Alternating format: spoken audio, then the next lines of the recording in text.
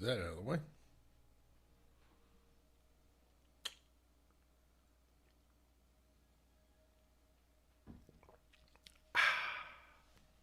Delicious.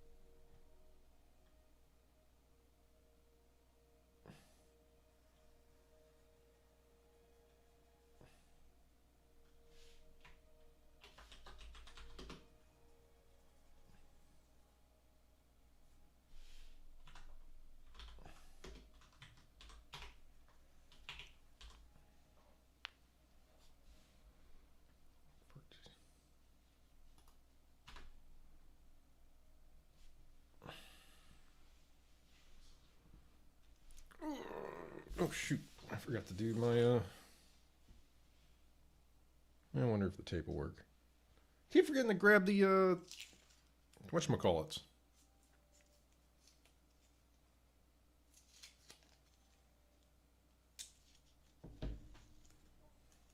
The oh, it's not very opaque. Crap.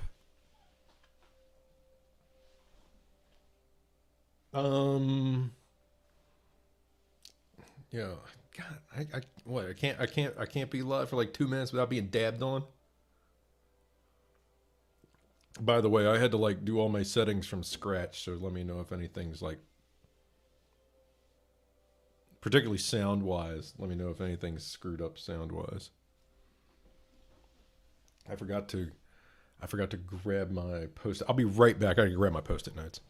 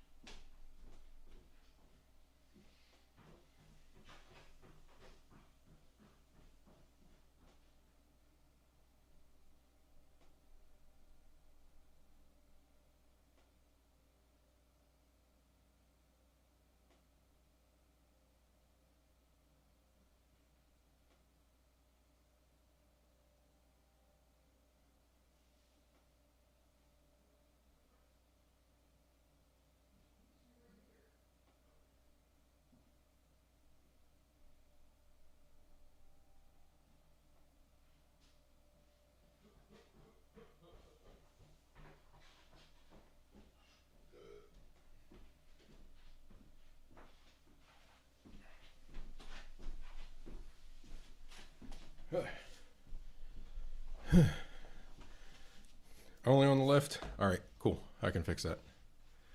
Yo, what up? All right, how do I fix that? There's a way. Advanced audio properties? I think so. Hold on.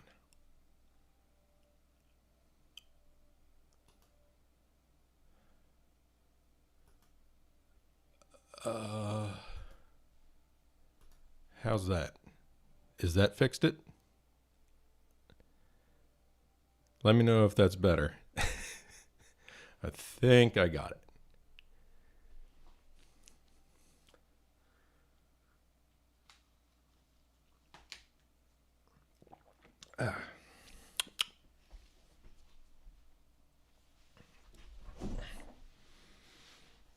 Unfortunately, that is not beer. It is apple cider.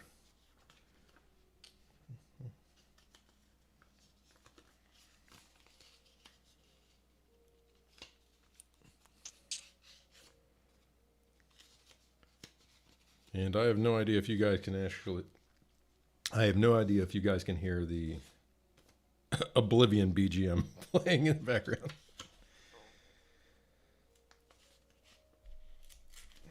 I figured that would be okay. I don't think that would trip off. content cops. I think they'll be all right.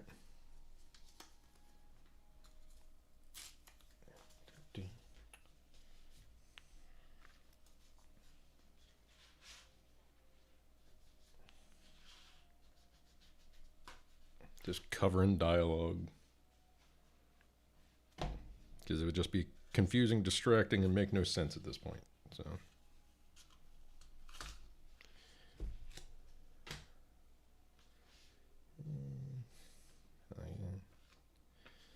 About like that, about like that.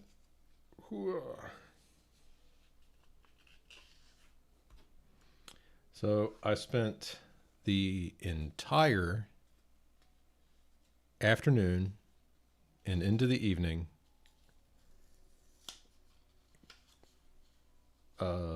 moving around and switching up my desks.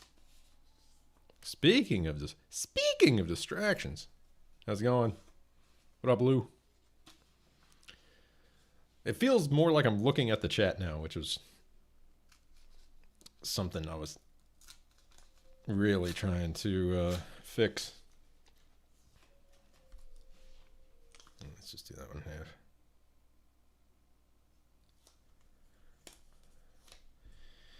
I wanted to start between like 7:30 and 8, but I realized that after changing all this around that I hadn't eaten anything. Don't look at you. Too late. Too late. Too late, Lou.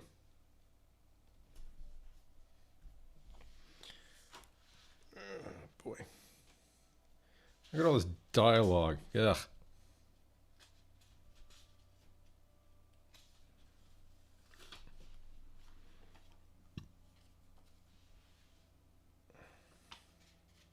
I need to get the smaller Post-its. Then it won't be as wasteful.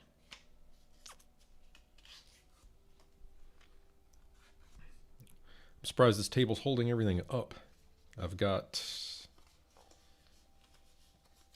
2 monitors. This really makes me wish I had a small keyboard. I got a full-size keyboard off here, like just off camera. And it's very awkward to use.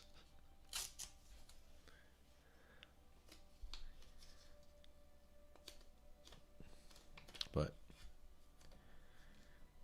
I might be able to get a second desk out of this room, though, which would be nice.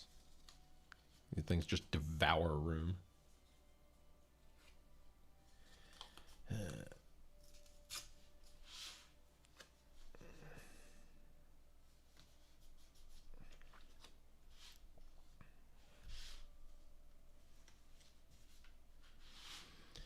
One more.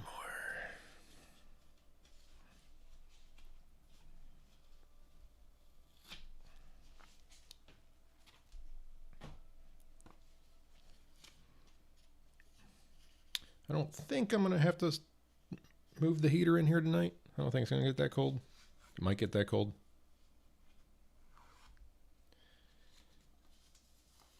But this is so much more comfortable. I was having to go like this all the time. All the time. Just to look at chat. I'm like, nah. I got enough back pain as it is.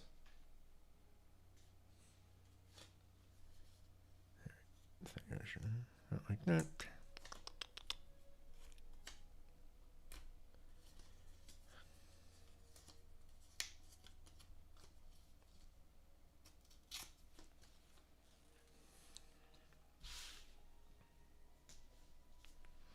All right, there we go.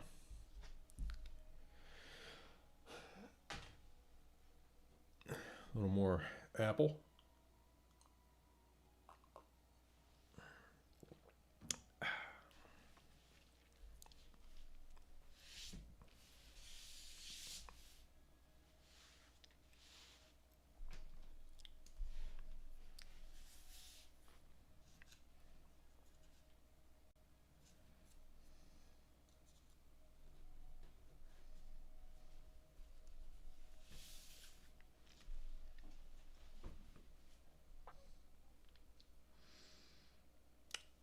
shoot, where's my...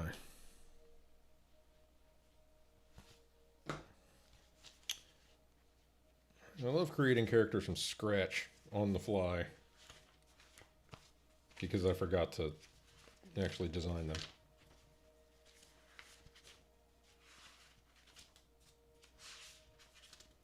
Jeez, how much crap is in here?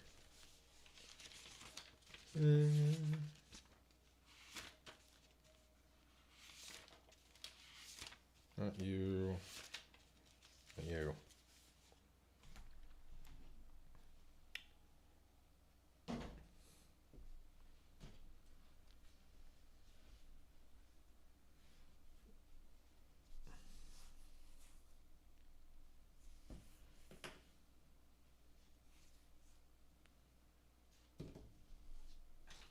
This has become my new favorite thing.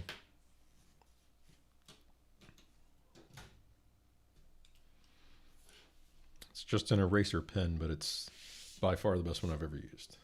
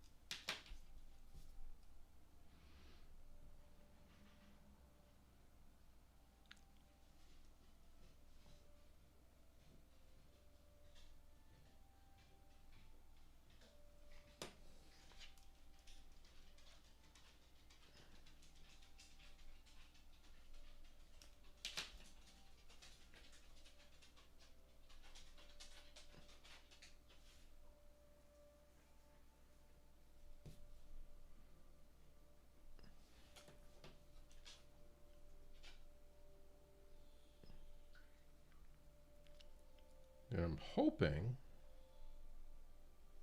that the music playing isn't being picked up on the microphone.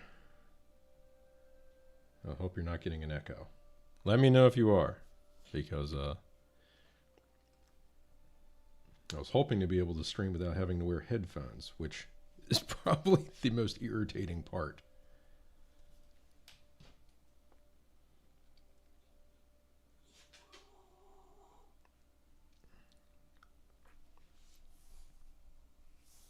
What? I just took you out. You got 2 treats, and you got the very end of my dinner. I think that's enough for now. Plus, you've got food in your bowl. Plus, you've got water. And the couch is empty so that you can sleep on there next to the heater. So, I think that's pretty good. No, no, no. No, no, no, no, no, no, no, no. You've already had. Oh, do you want to say hi to the people? Is that what it is? You usually get squirmy when I do that. Breh. Breh. What up, Harold? What? Come here. Come here. Come on.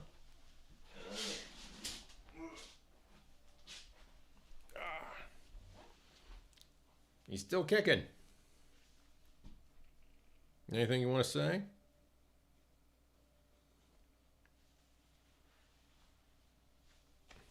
Anything you want to tell him?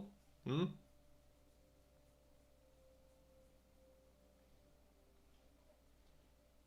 Oh, all of a sudden we're shy. You're getting all mouthy there for a minute.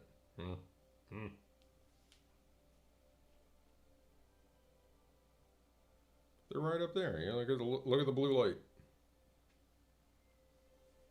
All right. He's had enough of that.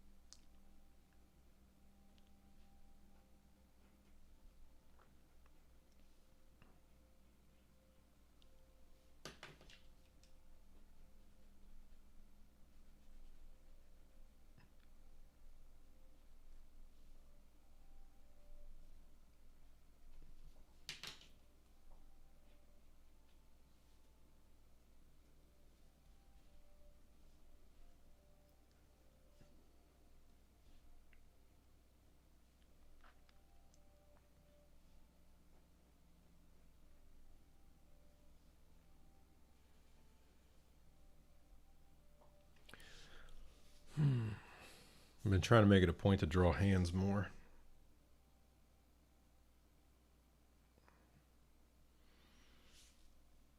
What's ended up happening is I've drawn a lot of people holding cups.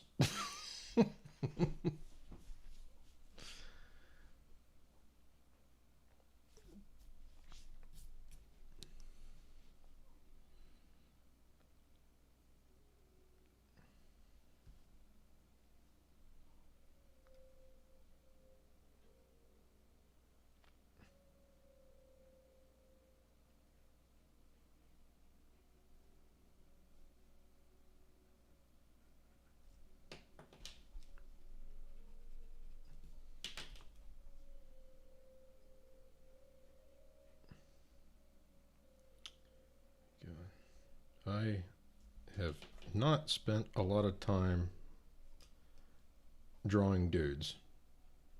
And I've especially not spent a lot of time drawing dudes with normal ass physiques. It's like either 1990s comic proportions or girls.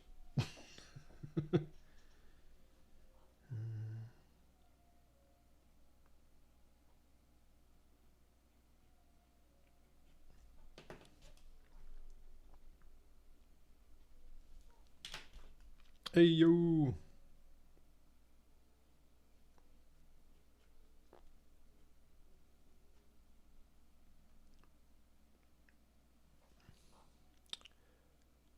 It's supposed to be like work shirts.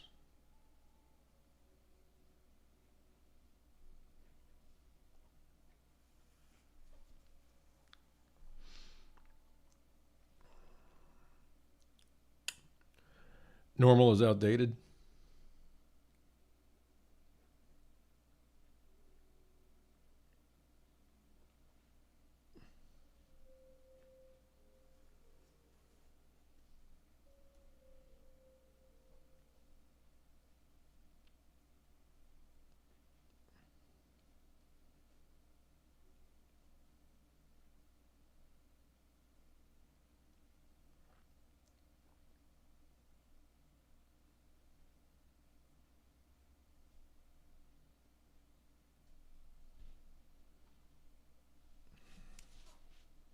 Shit.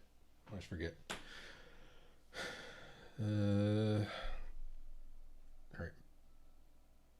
Men's shirts are that way. Okay.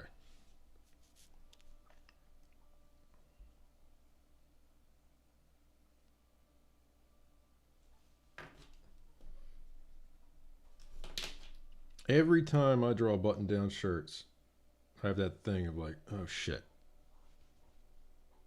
I forget which side the buttons are. Well, which side the button flap on the shirt is for like men and women's. I was like, because I don't wear button-down shirts all that often.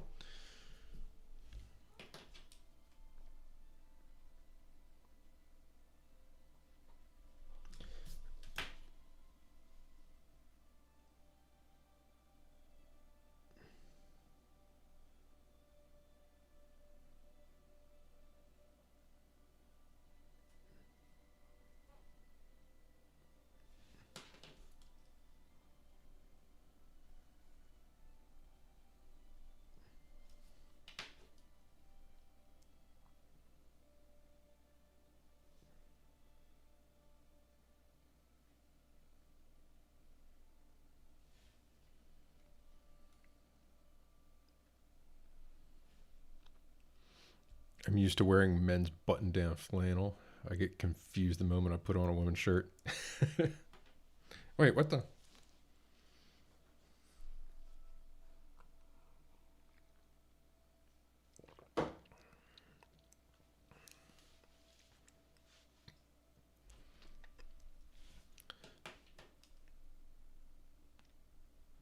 Because for dudes, that's the fail-safe.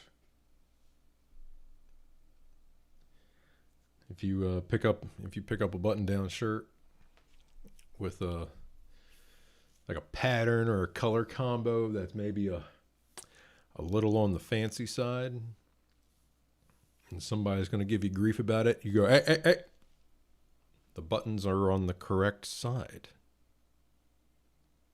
Get out of jail free card.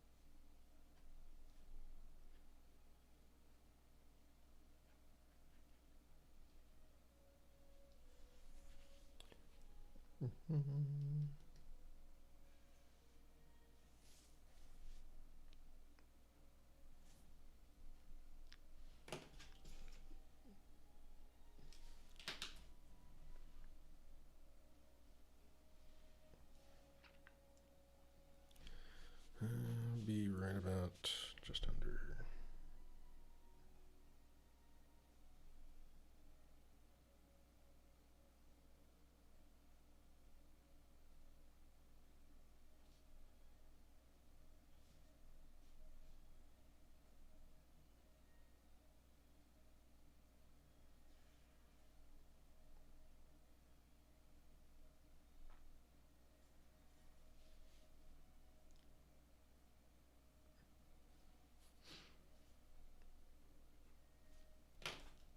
Even though it's not wrong, it looks a little wonky.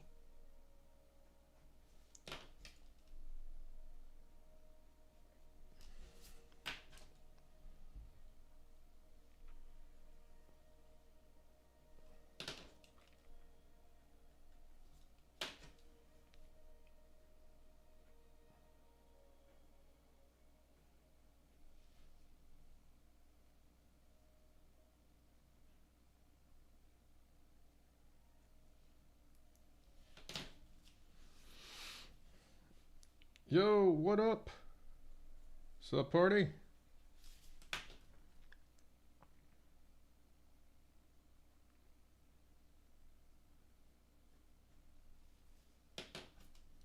It's the exact same way that Rich came in here.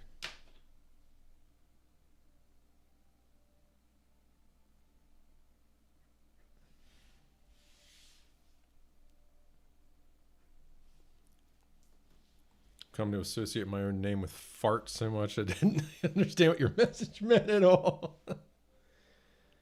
You need to go back, man.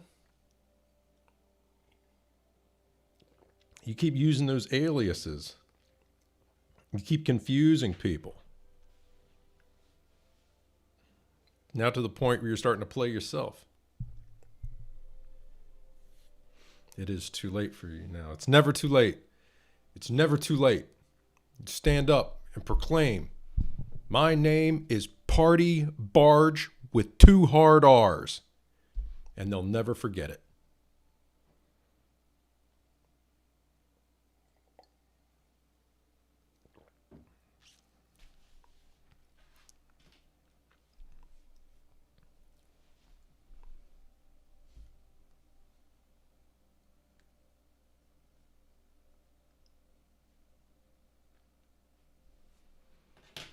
Look.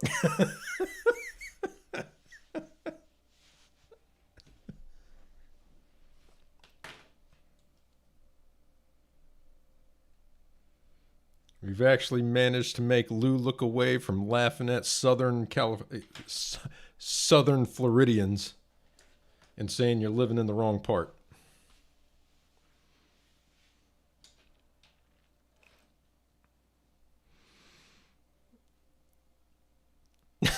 I put the hard R in party. Jeez.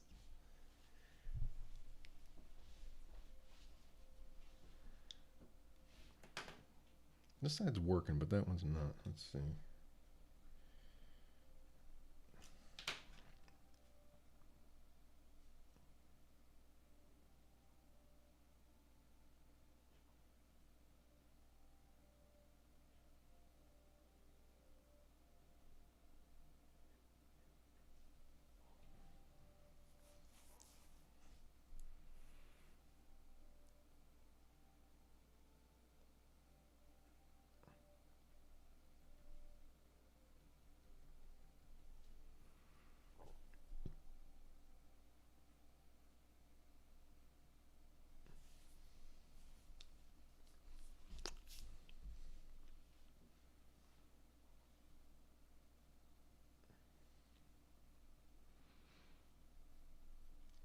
Yeah, it was our year.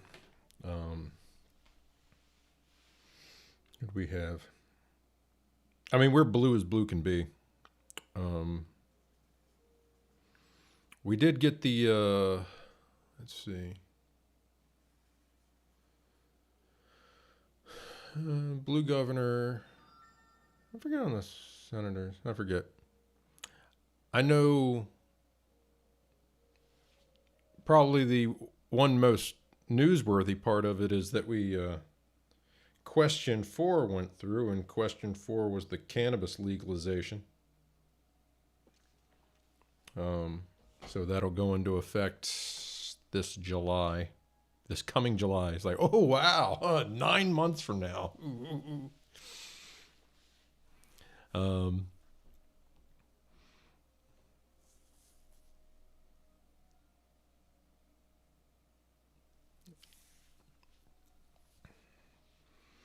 So for any off-the-grid Marylanders, that'll mean that you can grow 2 plants per adult, up to 4 plants.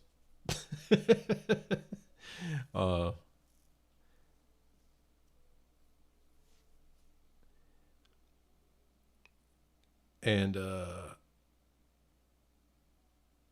how big can the plant get? See, that right there, they're not specific on.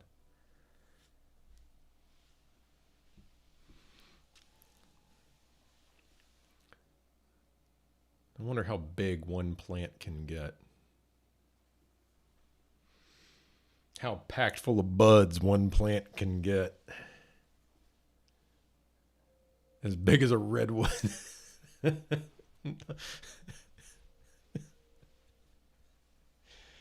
You can cross it with that one. So, God, more weird trivia. So I remember hearing that the title of oldest tree is between two trees. There's one like really traditional, kind of like large looking friggin' Lord of the Rings looking ass tree that they don't they will not say where it is. I don't even know if they've said what species it is because they don't want anybody going vandalizing it, hurting this tree. But they said it's basically in this general region and it's really freaking old.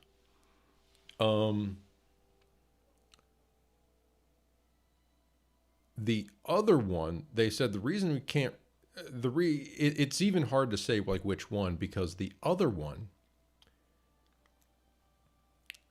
like they showed a picture of this forest and they said this may also be the oldest tree in the world. They said the difference is this forest is that tree. So what this one does is that the roots continually grow outward and sprout like another trunk and another tree come shooting up. This whole thing is one tree. This whole forest is one tree. It's same roots run from one to another to another to another. And it's been doing it for so long that they say, okay, well, one of the, you know, I mean, if you were to count the rings on any of them, it wouldn't, like any one of these that we have found so far isn't that old on its own. But it keeps hinting that it's older and older the more they like look into it. So they're like, this one might be the oldest one too.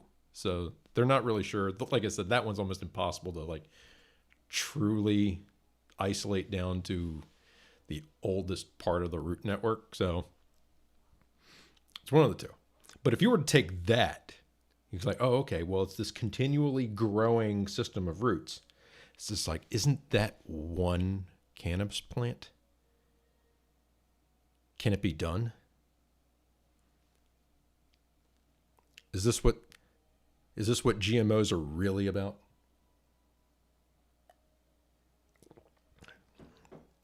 Hey, if the nachos are stuck together, that's one nacho, right? If it's all the same root network, that's one plant, right? What are you drinking on there? Nothing exciting. It's just apple cider.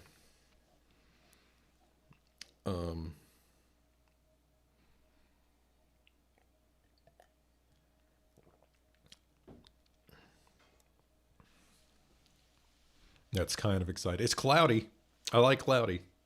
Unfortunately, I didn't heat up any of it. I've only been drinking it cold, and this was the last bit of it. Because a hot apple cider. The only thing is, if I have a hot apple cider and then try to stream, I'm gonna have to stop streaming after like a half hour, because I'm gonna have to do some very important paperwork. So if I had 3 Doritos, I have 3 Rotor. It took forever for New Jersey to actually legalize weed after the amendment.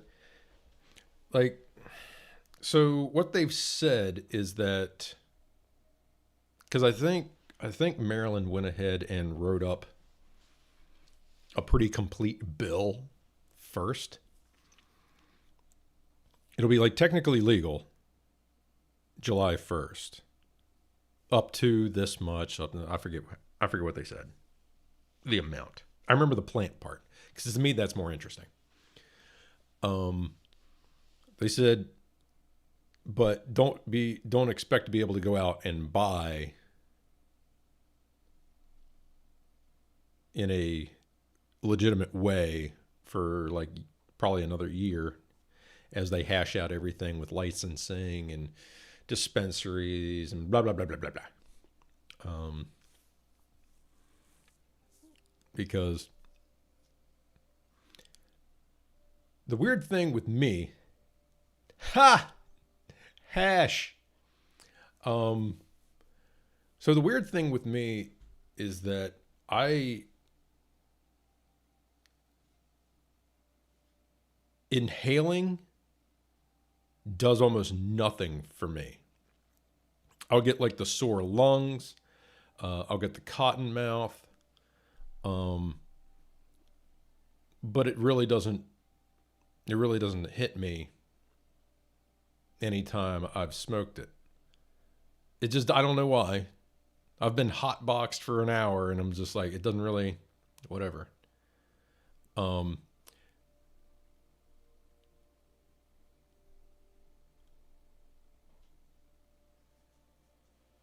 But when it comes to ingesting, the edibles definitely hit just fine. So I don't know if there's something wrong with the lining of my lungs or something. Like, is there some sort of slime or something going on? But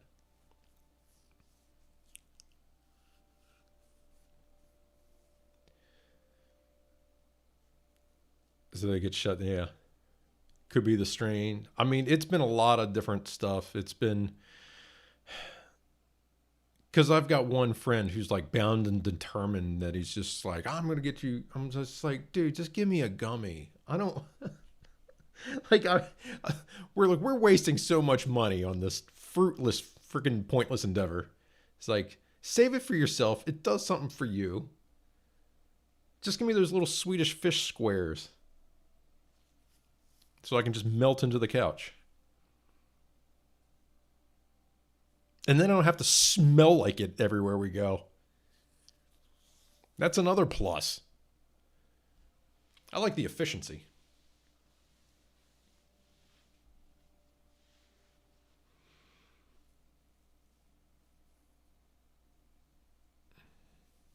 Anyway, what are we doing? By the way, I'm dead ass serious about that whole commission thing. So the graphic design gig that I had for the past week, well, I'm done and I'm waiting to get paid, and I'm starting to get like nervous about how long it's taking to get paid on that. So I was like, damn.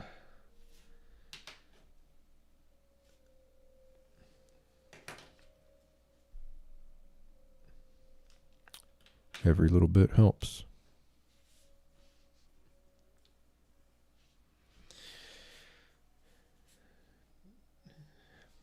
Should curl up a little bit higher on there.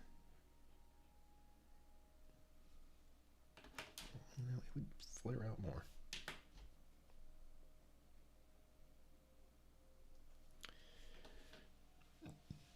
Where's the damn tip button? It's in the description.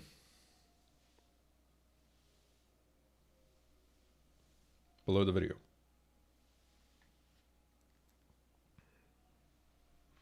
Only is that you really don't come down until you park yourself in the porcelain throne. Yeah.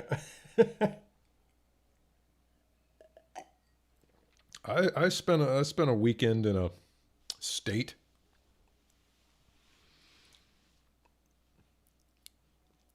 Those are the times I've cried.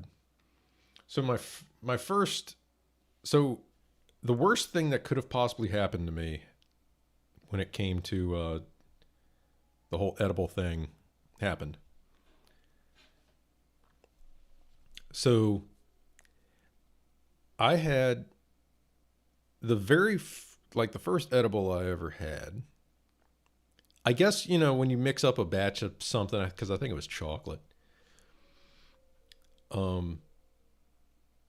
Apparently the piece I had just didn't get much at all in it, because I was warned, it's like, oh, you know, I only had like a piece of that first.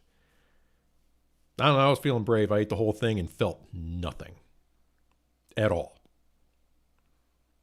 So I was like, oh shit, because this is coming off of like years of like smoke not doing anything for me. So the next time I had an edible, I was brave, right? I was like, well, shit, the first one I had didn't do shit. It's just like, they're like, be careful with that. I only have like a part of it first. I'm like, oh, well, after the last one, it's just like, I'm not really worried about it.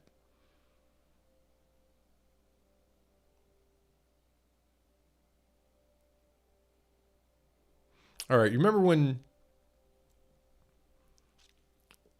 Do you remember in the Matrix where Neo like realizes what he's capable of, and he's just sitting there like one hand like blocking Smith's trying to like smack him and all that? All right. It felt like I was Smith and everyone else around me was Neo. That's what it felt like. And it was terrifying. I was like, I had way too much.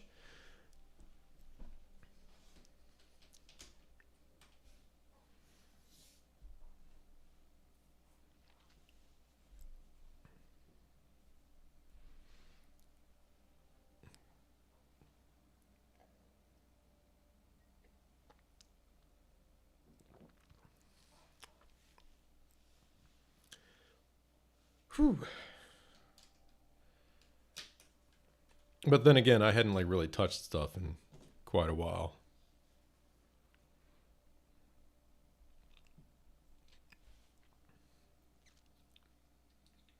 But I was bummed the next time I saw him, he didn't have anything with him. I'm like, oh, I see how it is.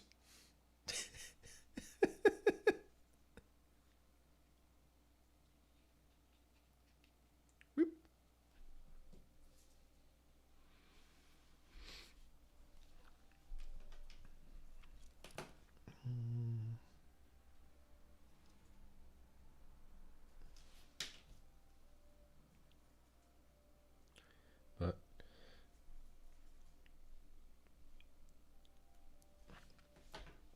now, the one thing I do kind of butt heads with people on when it comes to the whole legalization thing is everybody was so excited about it. And this has happened in every state, so it's not going to change. But everybody was so pushing for it so hard that they were like willing to accept, yeah, tax the shit out of it. We don't care. Just legalize it. And I'm like, whoa. How about we like not tax the shit out of it? How about it just has like regular ass sales tax like everything else? Because I'm not really cool with the amount of tax we pay on alcohol. And now you're going to do it all over again on weed? It's like, I'm pretty sure we pay enough tax as it is. How about we chill out on the tax part and we just legalize it and not have to have all those extra little lines of writing on there?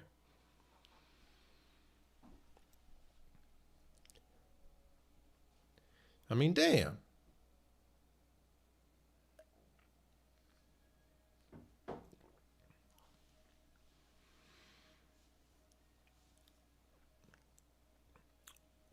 Worry about laws that prevent you from growing your own. Yeah, like they let you grow a little bit, but at the same time, like they let you still don't know if moonshine is legal. You can make it yourself for yourself.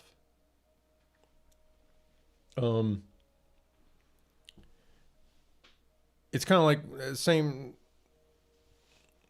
It's like you want to make small batches of corn whiskey for yourself. Nobody's gonna. If you are making it at such a scale that it looks like an intent for distribution,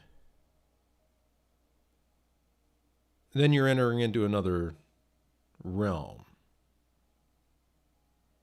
At least last I heard.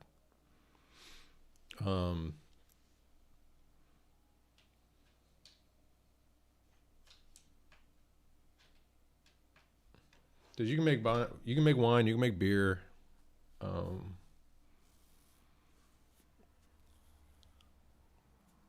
But you can make like 50 bottles of beer and nobody's going to like give you any shit. You start making like 5,000 bottles of beer. And the boys in blue find out about that, they're probably going to come knocking on your door.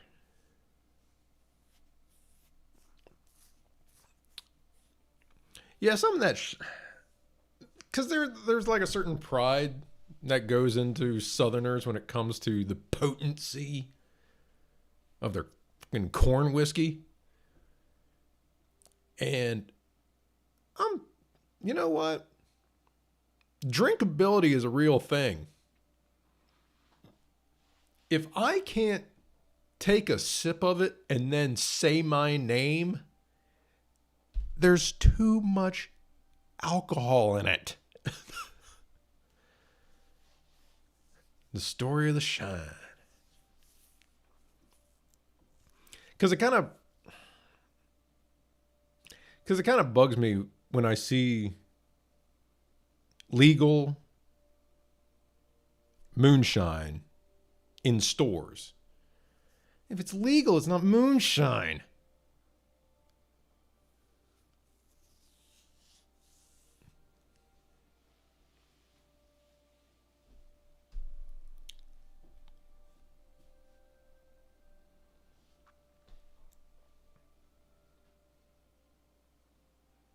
I don't care if it's exactly the same. Like, dude, once it's on retail shelves,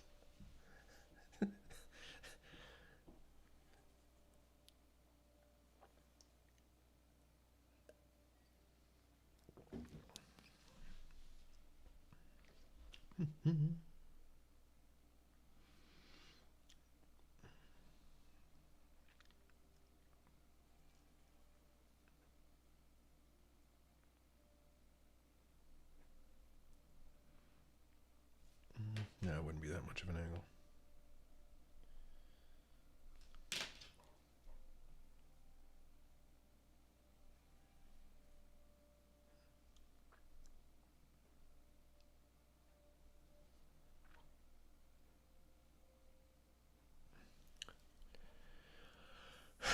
Jay brought up an interesting point about legal weed. Once it's under a name brand and machine manufacturer, it's like instant coffee or a TV dinner.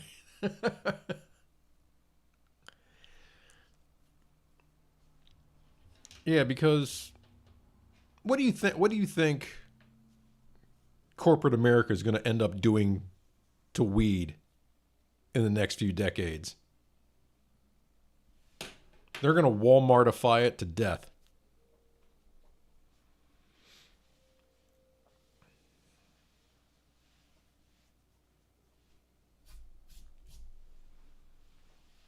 I always think I want to get high, and then every time I do, instantly regret it. I'm like, oh no. You got to plan around it.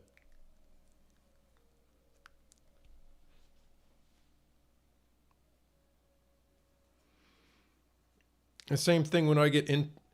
It's kind of like whenever I get adventurous about eating spices, eating peppers.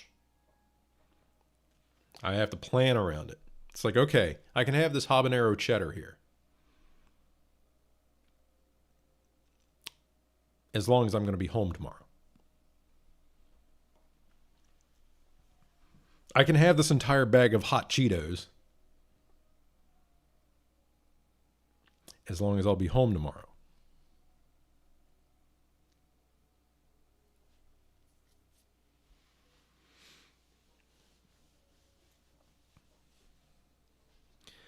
I got so bummed. So the grocery store had this one brand of habanero cheddar. I forget which friggin' cheese house or whatever was stocking it. No. But I fell in love with this stuff. It was the tastiest cheese I've ever had. It's like, this is fantastic. It's like just the right amount of sharpness to the cheddar, and the habanero is just the right of like, oh, right on the edge of what I can take spice-wise. I was like, oh, it's perfect. And it was perfect to about right here, right about where the camera cuts off. Right about to there. It was good times. And then we let the bad times roll. This went on over the entire course of me eating this block which took days to get through. And I was like, oh, never again. The very next time I went to the grocery store, I bought another one.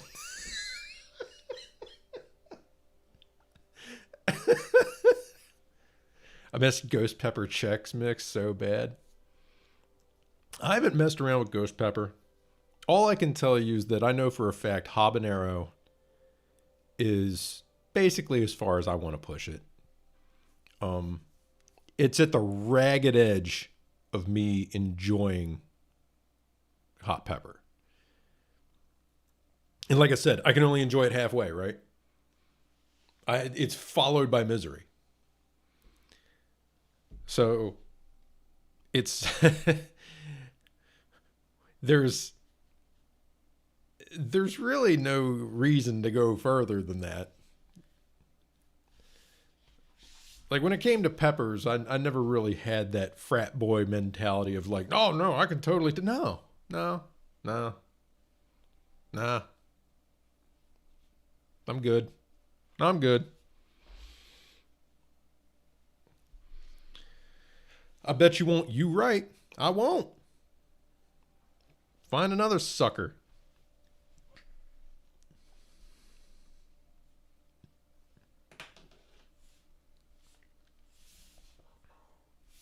Is that as off as it looks?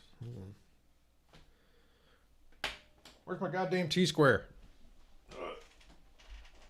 There it is. Right where I left it.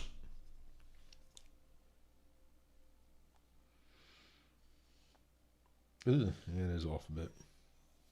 A little too much of a bit.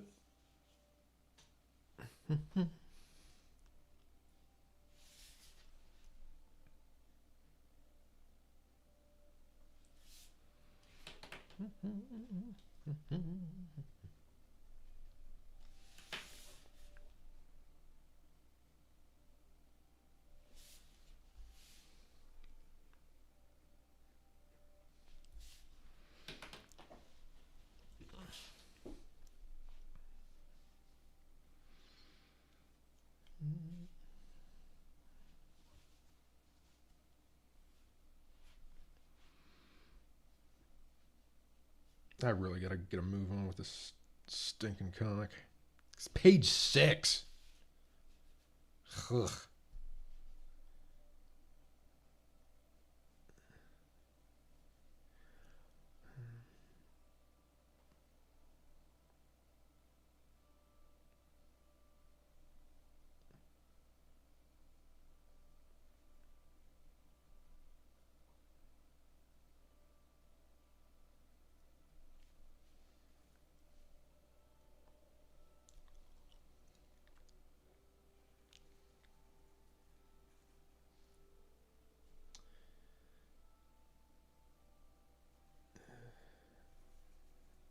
So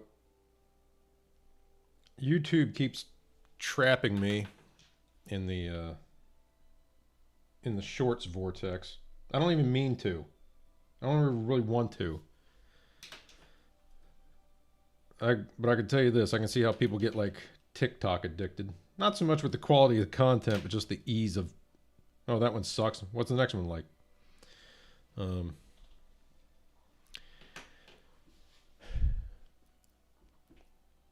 And one that hit kind of deep was Ludwig was talking about when he first started streaming. And he goes back at the very beginning when nobody was watching. And I would stream night after night after night. You know, I said I'm sitting there playing, and I'm looking over at the chat, and there's nothing in the chat. And looking over the chat, and there's nothing in the chat. You know, and then it's been like a couple of weeks of doing this. And he said, and one night, he looked over the chat, and there was one message sitting there. And it said, "Stop looking over here. There's nothing new."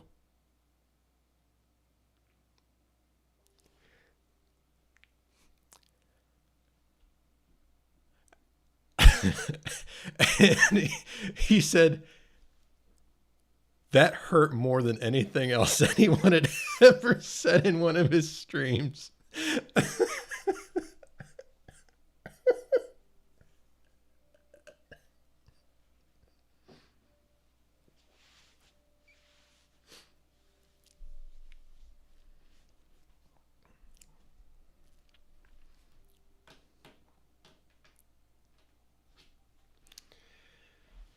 I was like, oh, I'm glad that wasn't me. I probably wouldn't have gotten out of bed the next day. Man, it's just not worth it.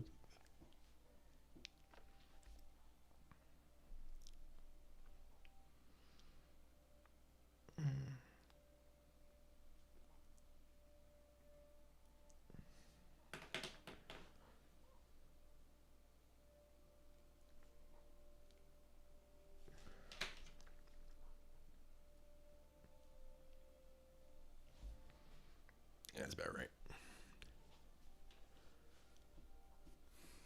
Lou would do that shit too. God. Maybe not to a stranger, but somebody he even halfway knows. Oh, hell yeah.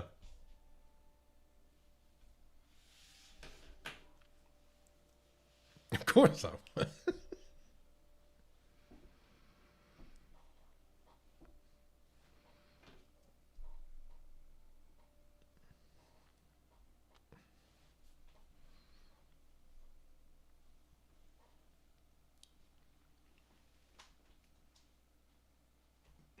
How did his channel grow?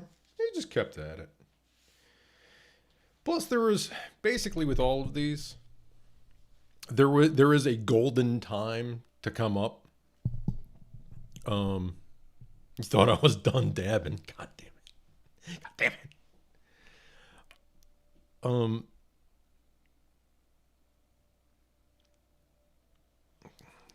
Because I think he was streaming. I think, well, everybody was streaming on Twitch at that time. But at the right time with the right game, and then a whole lot of luck. And if you manage to network with the right people at the right time, it can happen. But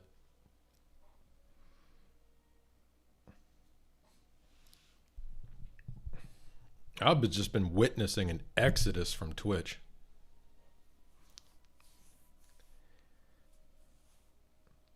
Like I didn't think.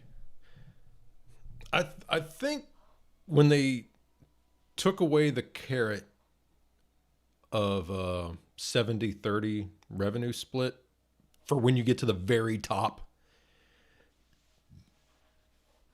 because they were taking it away from people who already had it. They were like, yeah, nobody's getting this anymore.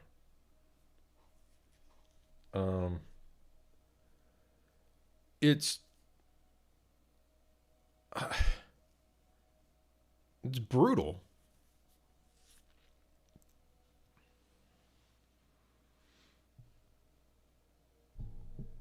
And that's piling on top of like existing issues with Twitch. It's the Amazon curse. Everything Amazon has purchased that someone else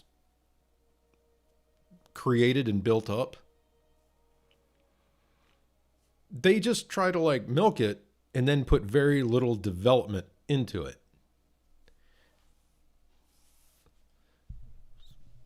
Other than anything that could get more money out of the existing platform, Amazon really hasn't touched anything else on Twitch. Very little, a little bit of monkeying around with categories and all that, but what other positives have there been, really?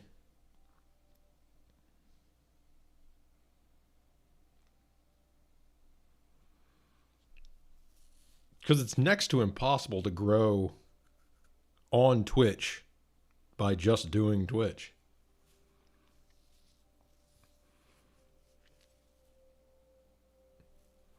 Shit. It isn't even easy to be a titty streamer on there anymore. There's too many titty streamers. There's too much competition. There's too many VTubers. Any of the shit that made it easy, it's just a sea of the same kind of content. So, you know, it's only so much to go around. It's a sheer numbers game now. I heard Korea is wanting Twitch to pay network usage fees. Damn. Damn.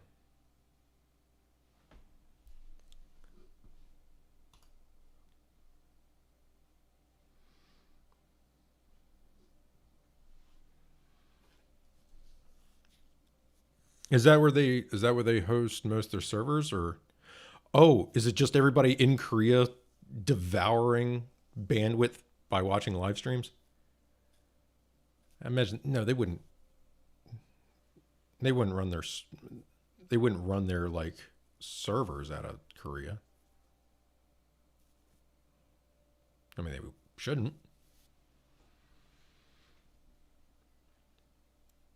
There are a lot of streams. There are kind of a lot of streams. Welcome to yet another stream. You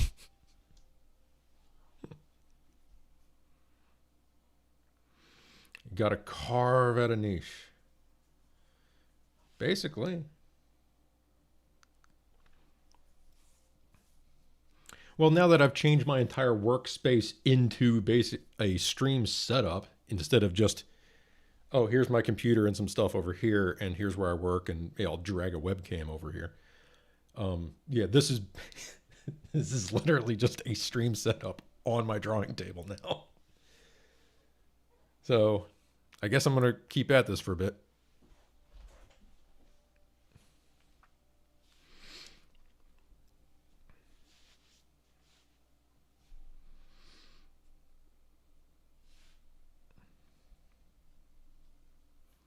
There is a Korea server.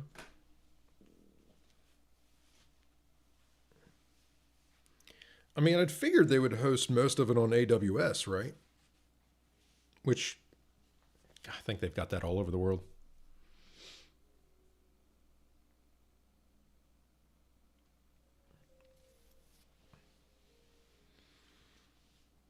Something that makes me nervous is how dependent more and more services are on CDNs.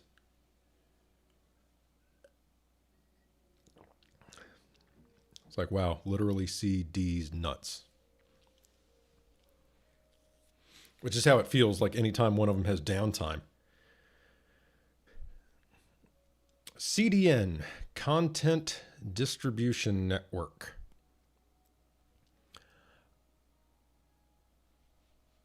So basically, instead of saying, oh, okay, well, I'll rent out this server space and then host my website or my web application on there.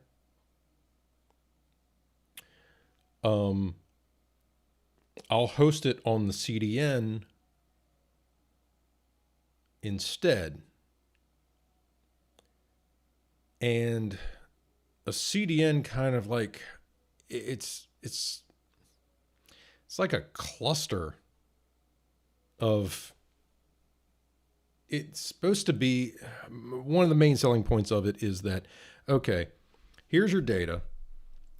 It's distributed across all these different servers, with the idea being that it reduces latency worldwide. So instead of it being hosted in, say, like France, and then you're trying to access it in the Philippines, and you're having to deal with it trying to make it halfway across the world, it's literally distributed across all these servers. But all those servers are also kind of interconnected. And that's like when I think Cloudflare, about a year ago or so, went down for an hour. And basically 1/3 of the most popular web services went down for an hour. So instead of like one service going down for an hour, it's a solid 30% of the internet.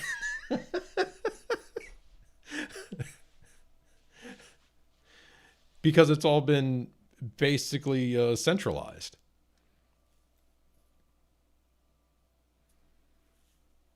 It's like all these small businesses hosting their online presence on Facebook. And if Facebook goes down, then that means these like hundreds of thousands of businesses don't have a listing up.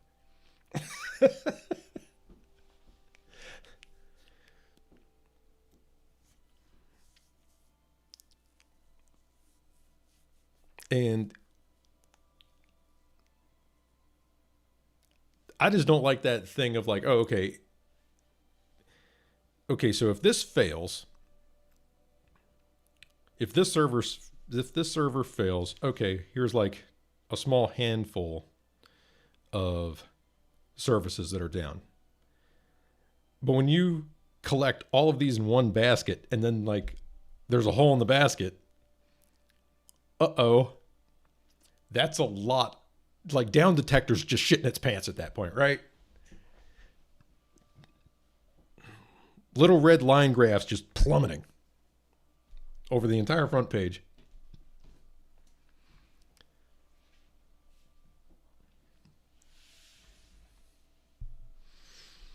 I don't like the new internet, man. I don't like it.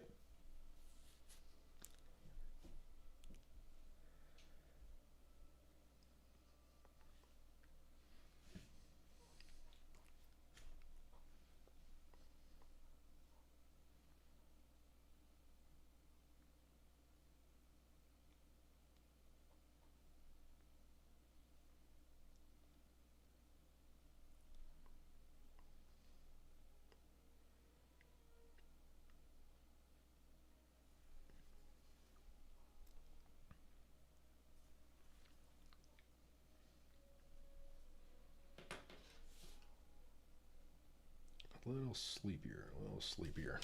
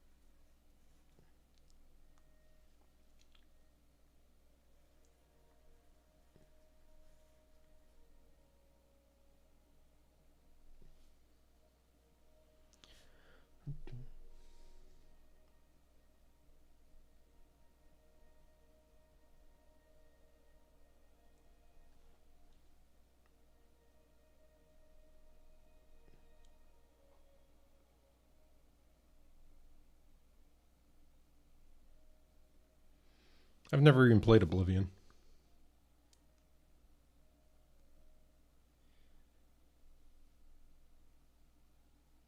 But the soundtrack sounds pretty good.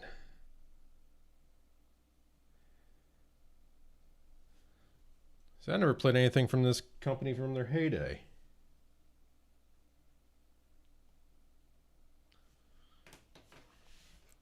It's pretty good. Like I've heard old Elder Scrolls is godlike.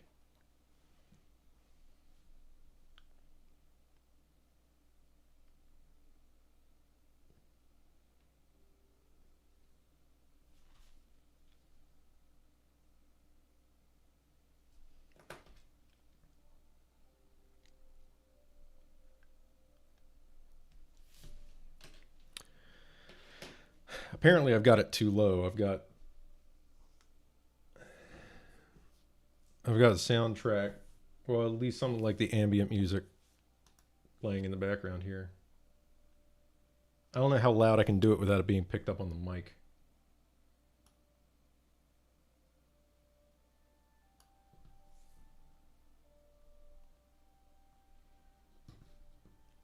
Is it not coming through? Hold on.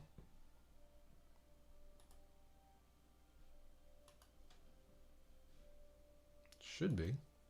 I just realized it's not being picked up on the mixer. It was earlier when I was looking at it.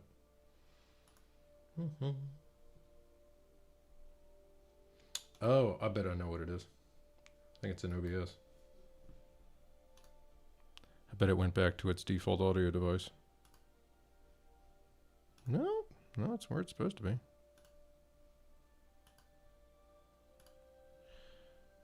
So why are you not coming through? How about now?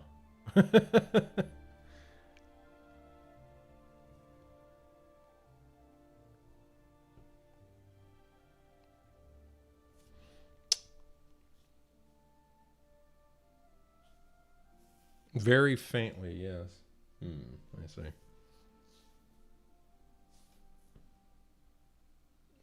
It's also in a lull between tracks.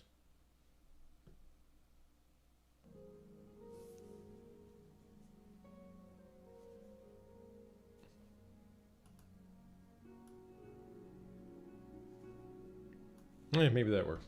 We'll see. It's pretty great.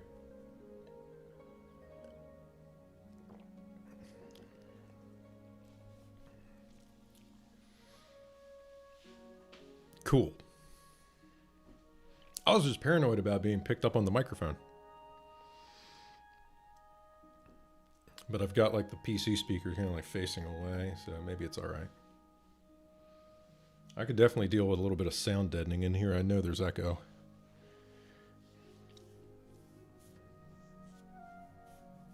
That'll be me hanging a comforter on the wall.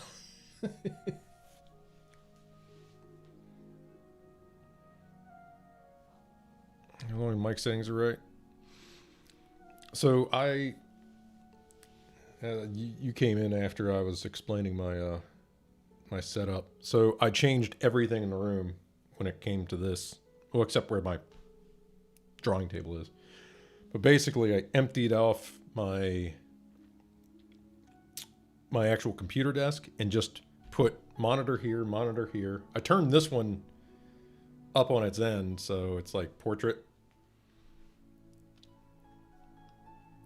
Well, the mic is just out of frame, like finger going down there. That's me touching the mic. Like it's just out of frame. Same with the camera here. Same with the light here. Actually, that might be, it's just in frame. See?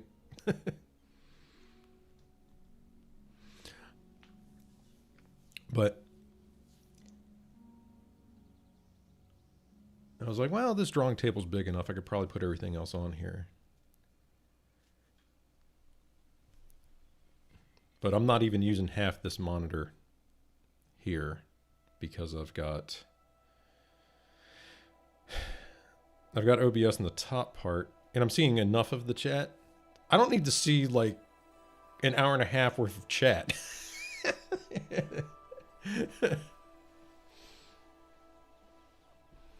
It doesn't need to be 1920 all the way down.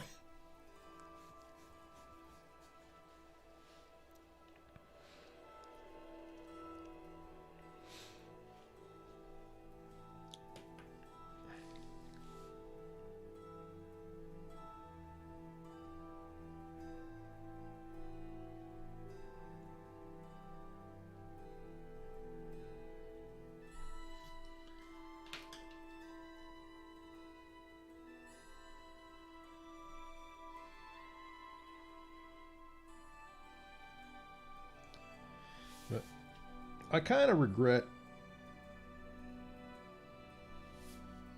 not getting into PC gaming back in the real...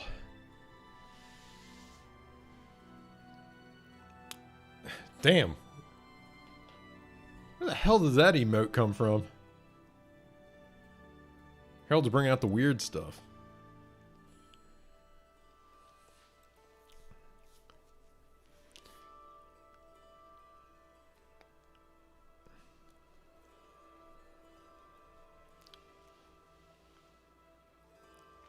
That's default YouTube. That's so weird.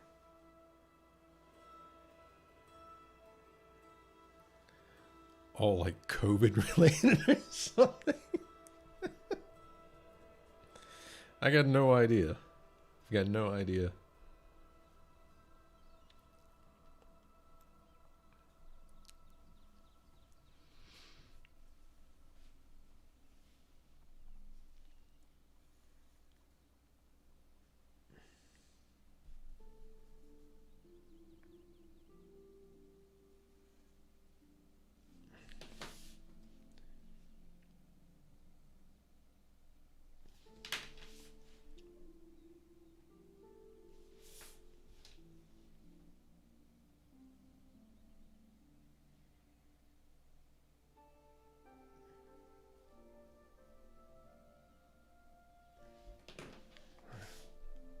Stop doing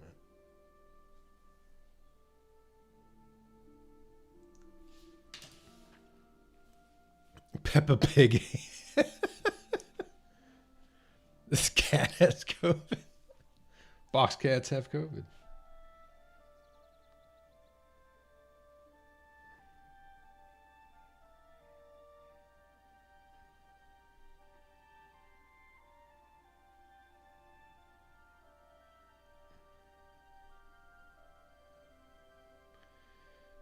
I'm going to redo these. I'll be right there.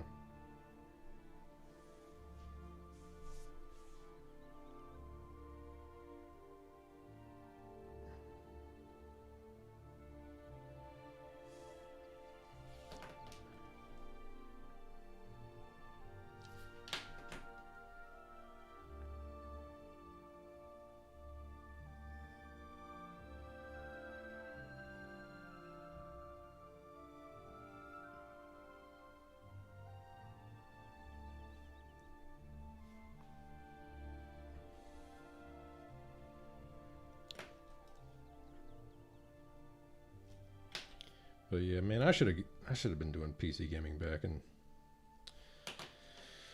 like Windows XP era.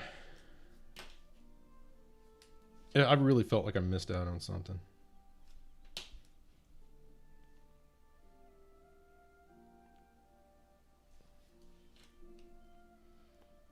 I think I've just felt kind of burned when we finally did get a PC back in like 97, 98.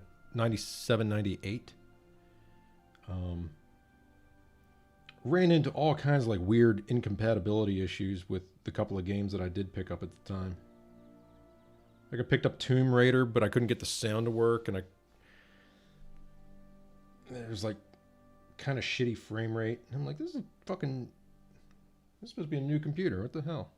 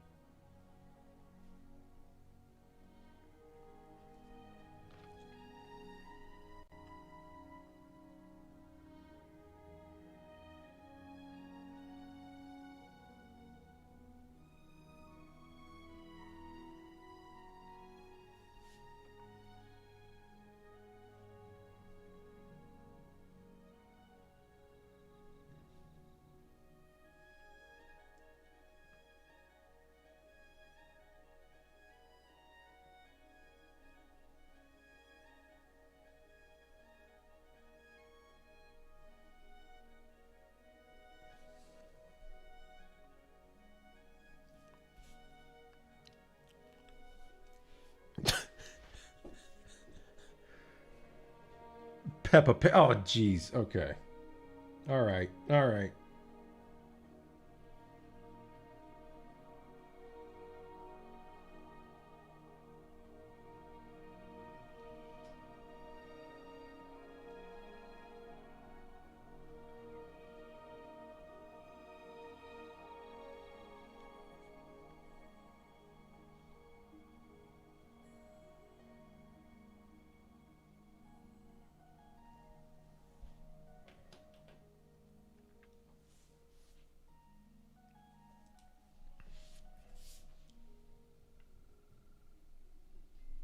I wasn't even thinking about it.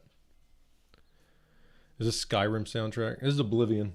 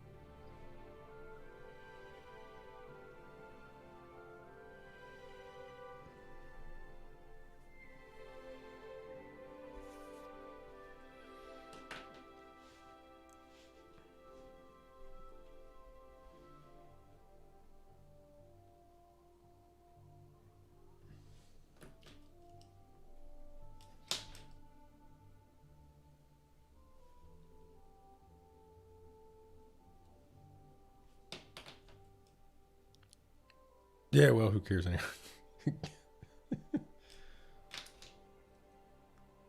Stop. You have violated the law.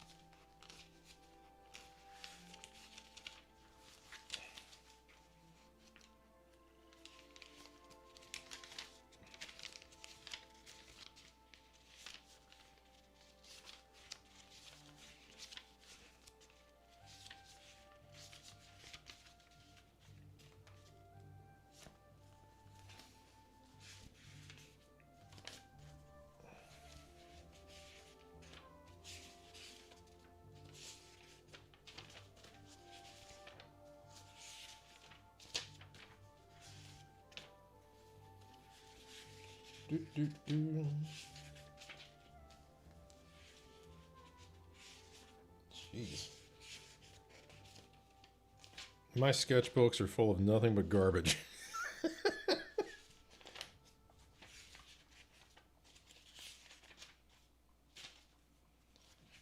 think I just use them to get all the trash out.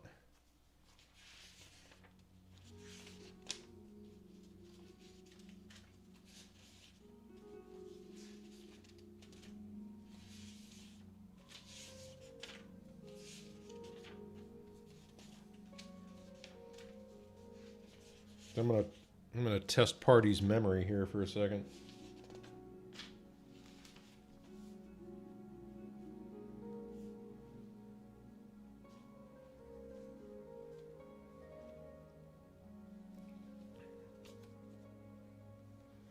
All right, Party. Do you remember this character?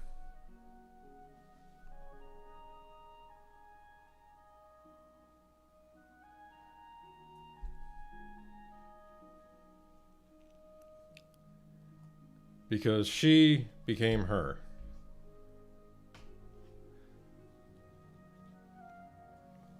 She's another girl from the car comic. Not the main girl.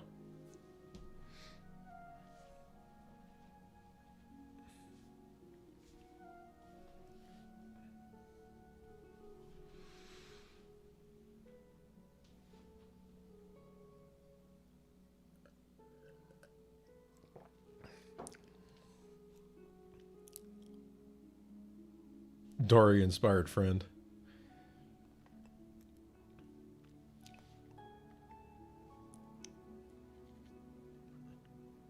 Something. It could be argued she has an attitude problem.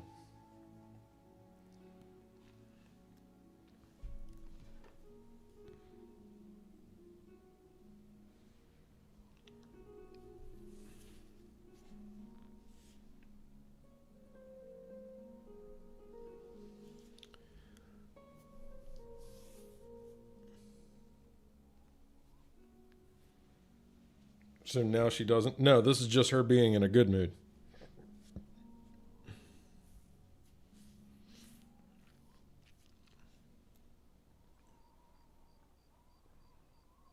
Mood subject to change.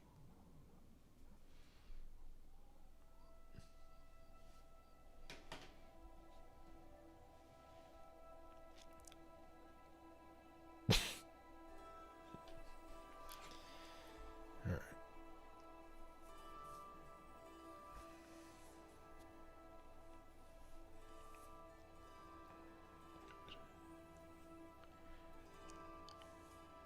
What was the other one I was looking for?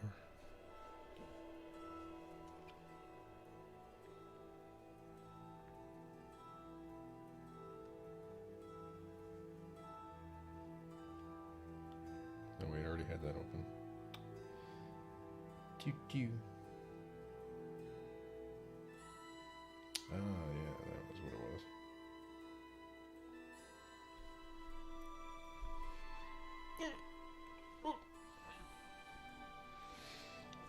One of my goals for 2023 is to replace this godforsaken chair.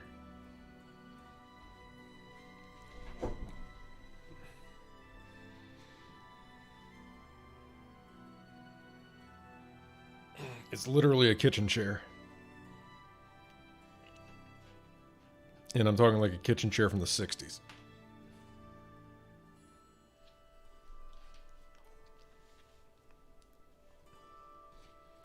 And it's too defined.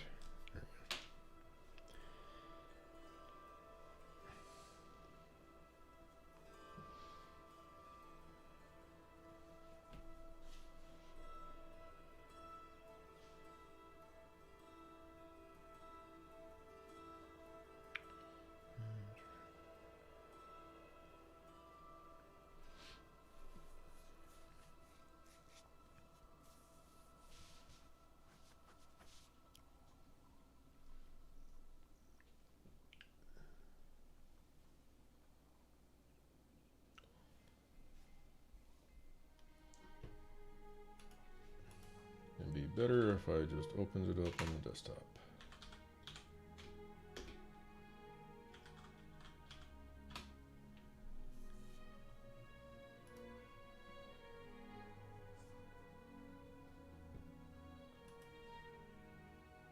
So how many of you guys are still competitive 15 players?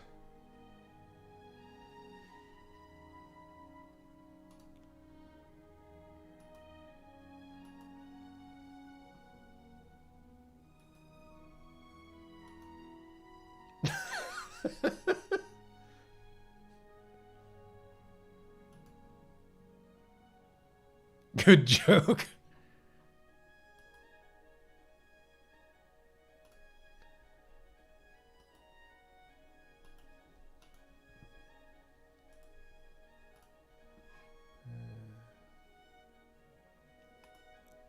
I still compete sometimes.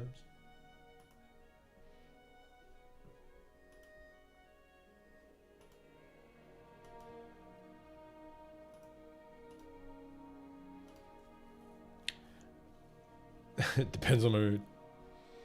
Or next patch. Is that all right? So is that?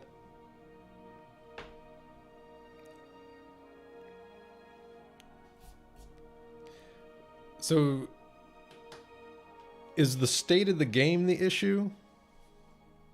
Or it's just like, oh, okay, this current patch is just stale, or?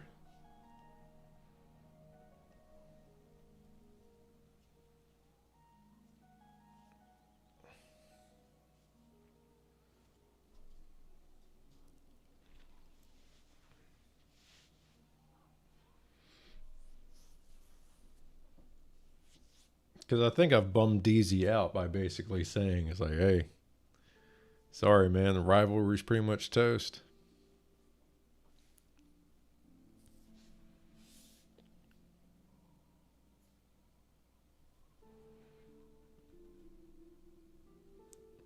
For a minute there, I was gonna try to make it to NEC, but a few life things kind of cropped up in the meantime, and I was like, man, that just ain't gonna happen. And I wasn't even really looking to, I mean, like, yeah, I would have entered, but I wasn't gonna bust my ass trying to get up to speed. Like, I was just gonna go and see everybody, but I don't know. I would like to go to one more event at some point. If nothing more than kind of like a send-off thing of like, oh, okay, you know. Because I'd like to see those guys again. And I would like to get my proper jersey. I fucking earned it.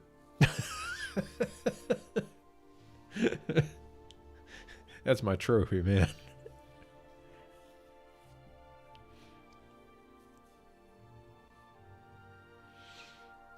I think a lot of people aren't enjoying the current patch anymore.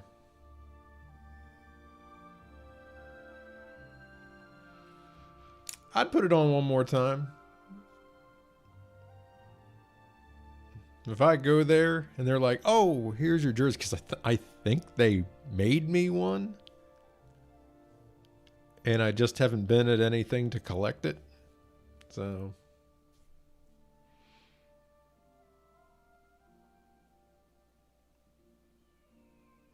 Because I would like to have a nice one in the closet. It's like, ah, yeah, I remember the days. It's like, you wore it once. Don't worry about it. You see this one over here, this glorified t-shirt? Yeah. I wore that for like 6 years. You'll wear it better than art. I cannot believe I'm the same age as Art. That blew my mind. I figured he was at least 5 years older than me. At least.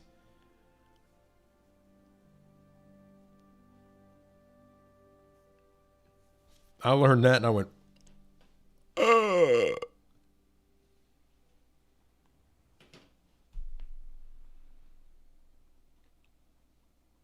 I mean, I'm at a racial disadvantage.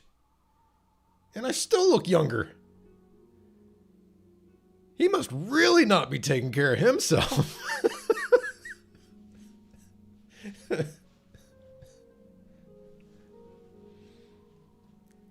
Because trust me,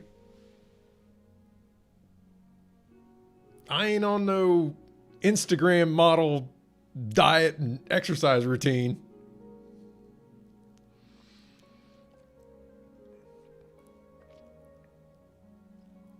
Yes, Rich. It was. That's why I say Ricky's a succubus. Ricky's a succubus. That's where his youth went. Yep.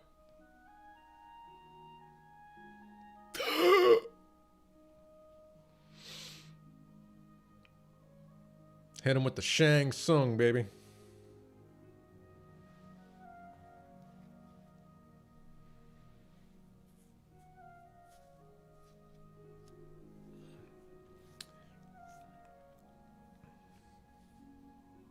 Got smacked.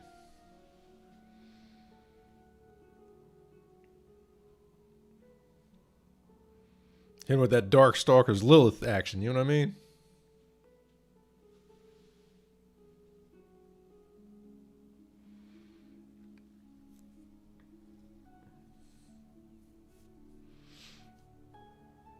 He works hard, Elkie.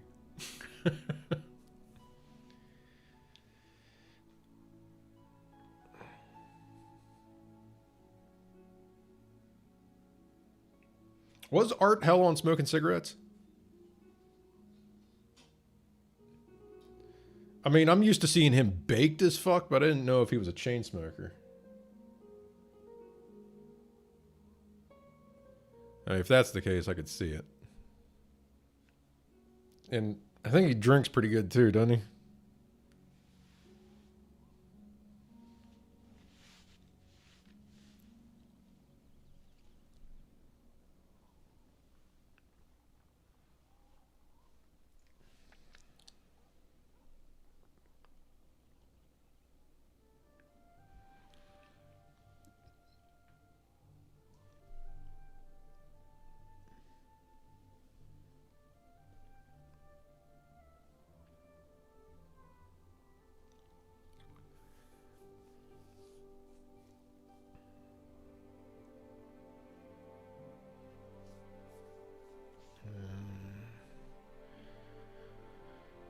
If you did what Arturo does, you'd be drinking too.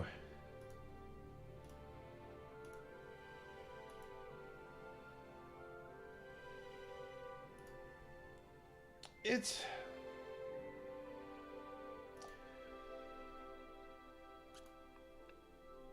I don't know how anybody really does it. Particularly in fighting games. Like, other types of gaming are bad enough. MOBAs are bad enough. FPSs are bad enough. But fighting games are like an extreme example. Because the lifespans are so short. I mean, you figure how long a run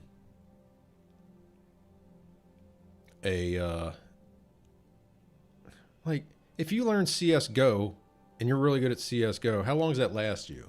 Like, pretty good, right? You're really good at a MOBA, it lasts you pretty long.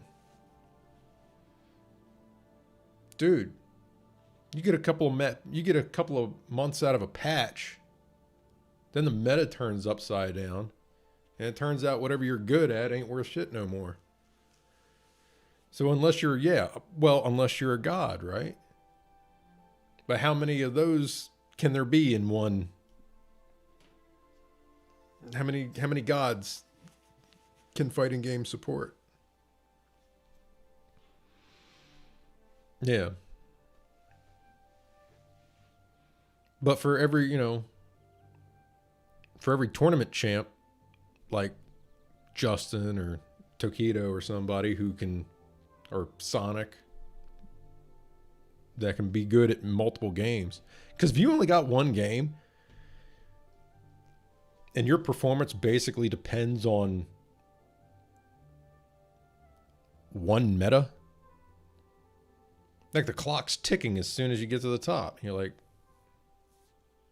you either become a god or irrelevant in under a year.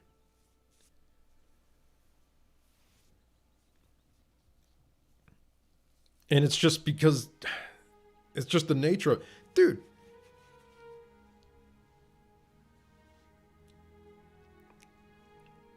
It's brutal. It's absolutely brutal. Especially if you got a livelihood attached to it.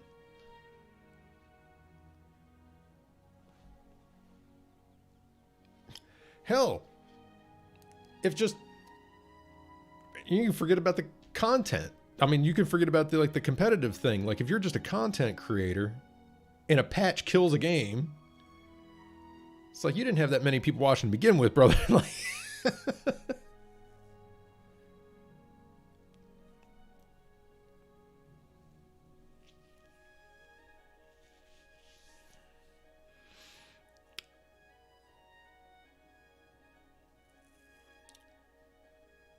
like the good players stay good and at the top pretty well. There's really not that many that they're able to cling to the top, though. Not really. And make it into other games. Like, look how many top names during Street Fighter 4 and Marvel 3 were able to transition to the next generation. It's like you have Justin, you've got Chris G.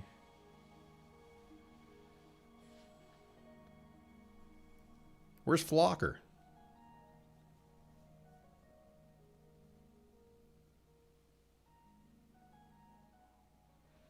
What happened to PR Rog?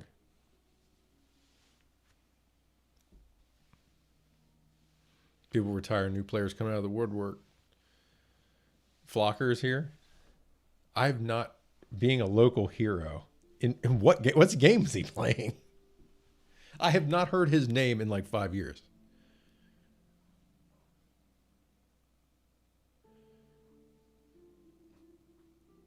PR Rog being good in 2 games and then just like disappearing into the mist still blows my mind.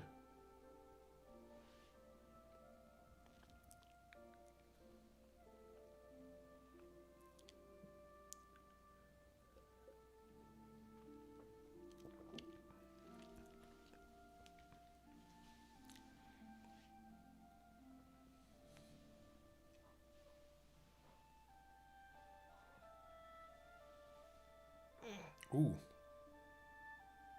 I felt a few extra vertebrae click that time.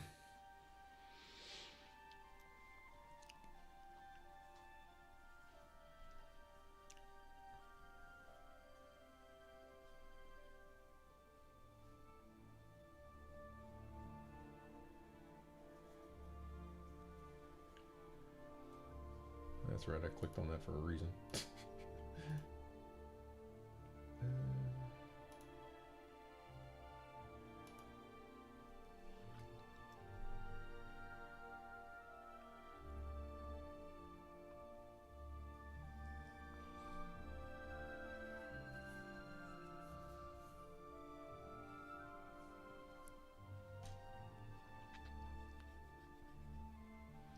But that's kind of like my point, is that a new game came out and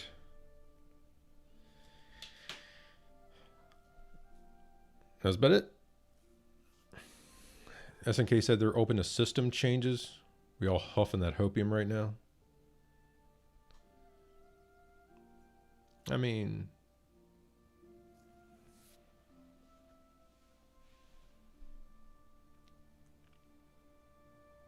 as far as like system changes, what would you like to see? Like, I mean, forget character specific, just the game as a whole. What do you want to see changed?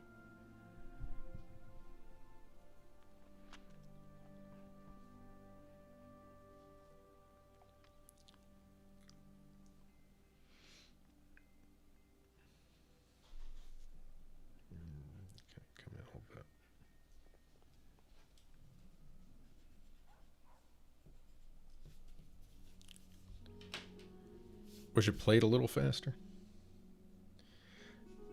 Dude, I don't know, going back and like watching a little bit of 14 footage, man, it looks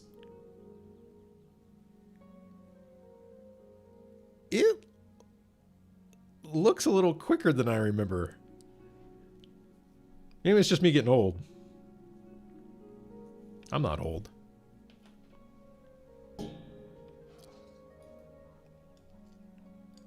I'm not old.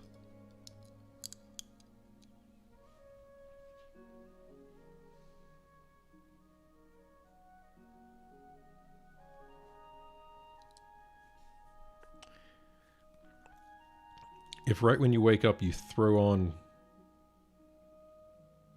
14 or even 15, you want that O2UM. Hitting the sack, talk soon. Good night, Marcy B. Thanks for stopping in. There'll be more of these. Don't you worry. Have a good one.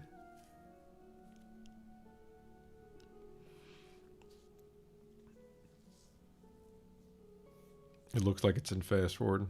I never pull up gaming shit first thing. But no, last time, because I was watching, I forget what it was. I think it was one of the Japanese players. They were streaming 14, just kind of out of the blue for shits and giggles, and I was like, "Damn, this! I swear this looks a little quicker."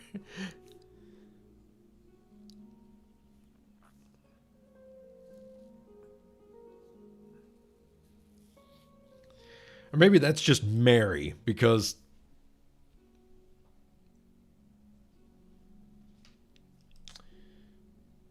that shit comes at you fast.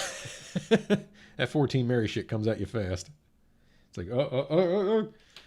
She's moving. She's moving.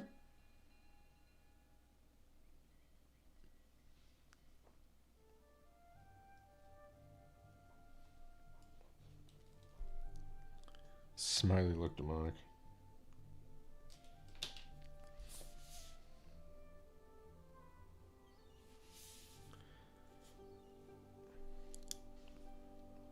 I can't. These are better when I'm looking just at the paper, but up and down, it's killing me.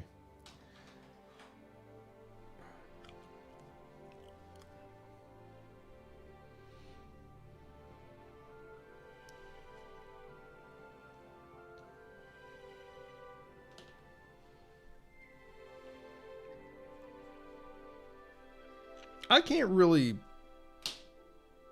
put my finger on what it is about 15 that's doesn't quite scratch like the same itch in my head when I'm playing it.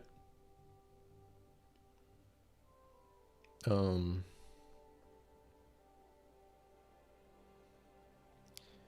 mean, part of it's probably UE4.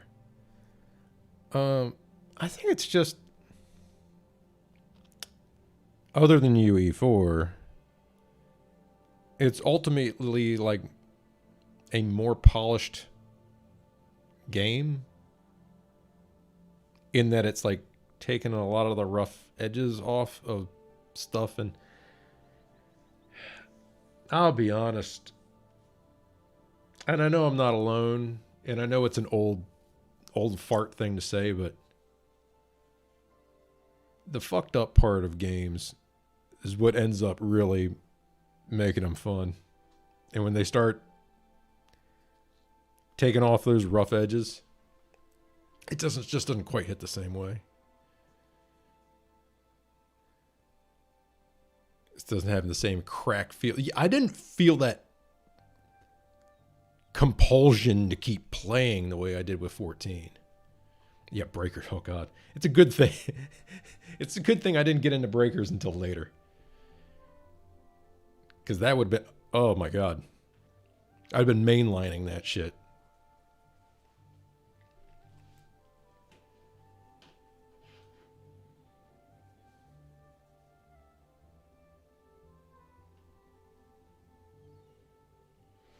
If Breakers had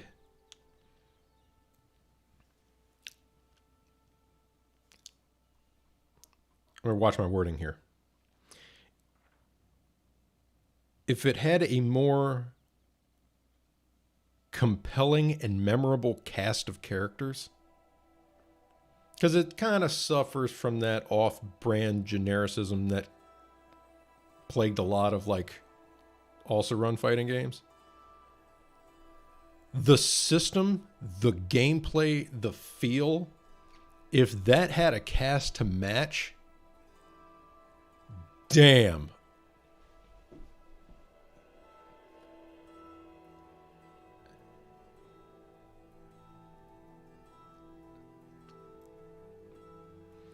It's a smaller roster. I think it's just I think it'd be the, I don't think this, for the age of the game, I don't think the roster's the biggest problem. I think it's just the uniqueness or lack of uniqueness in most of the cast that's the problem.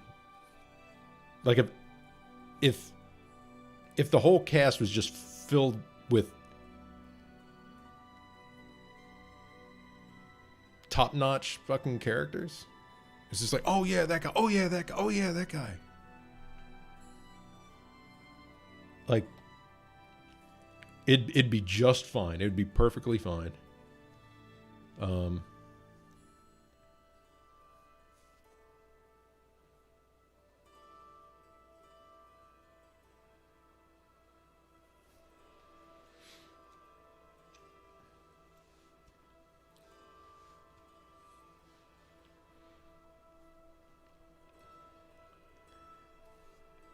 Because if it, you know what I want? At least on an art and like creative side, I would love, and do it in pixel again. Do it pixel art again. I want to see like that KI3 reimagining of the Breakers roster.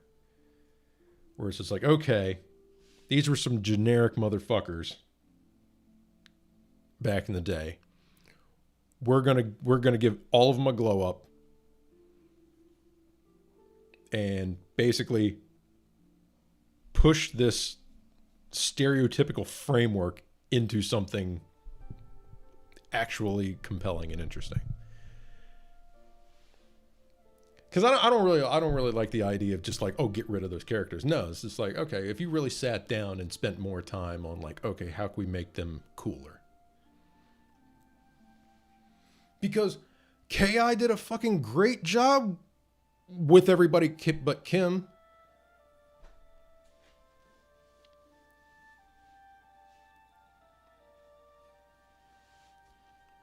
I mean, they can't all be winners, right?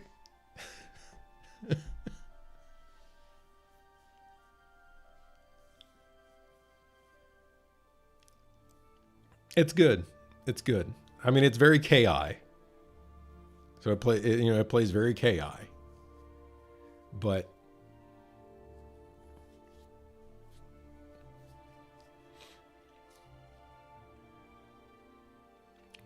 I do think, pardon me, I do think they painted themselves into a corner with the reboot, because they really didn't leave anything.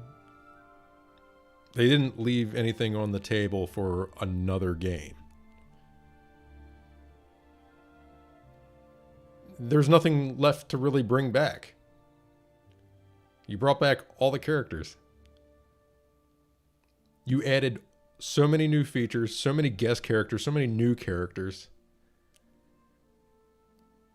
I'm not saying it can't be done, but it's going to be a really tough one to follow up.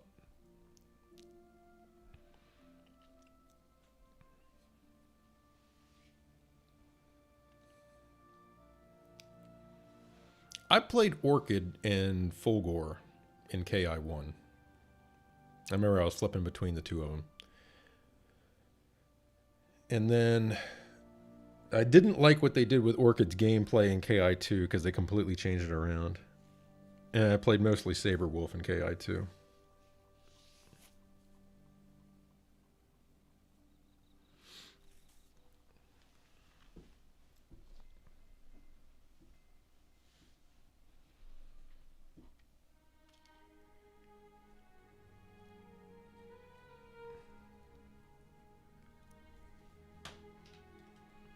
Flick flack. My favorite thing to do in the second KI was, as Saberwolf, whenever you were playing in his castle stage, and he had these like metal chandeliers, and when you would do like his backflip finishers and all in his combos, and you'd smack the chandelier and it would make this, it'd make this sound effect. And it was like, oh man, I fucking love the style points when you're sitting there doing like your double backflip kick enders and hitting that for the extra. Oh, it's like, yeah, love that shit. Loved it.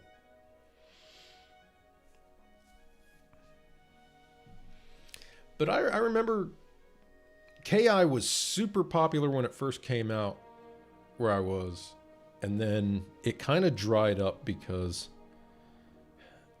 like I said before, people didn't get real deep into like competitive play around here, except for like Mortal Kombat.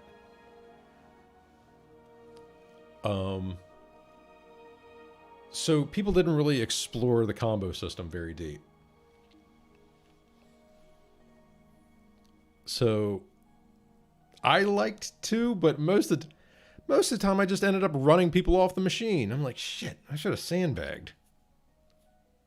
I should have kept them here.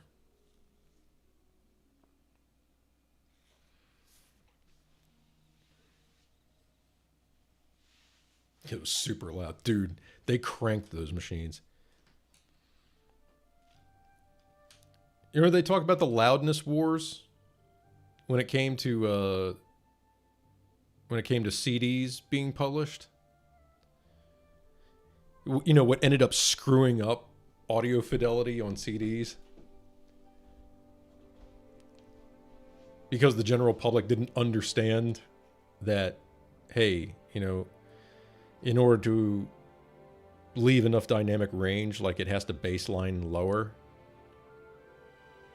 But people would pop in that disc in their stereo and it's just like, why is this so quiet? Thinking it was a bad thing. So CDs could have sounded better. But no, we get a bunch of clipping instead because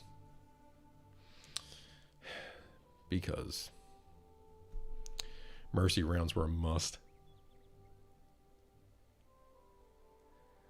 Dude.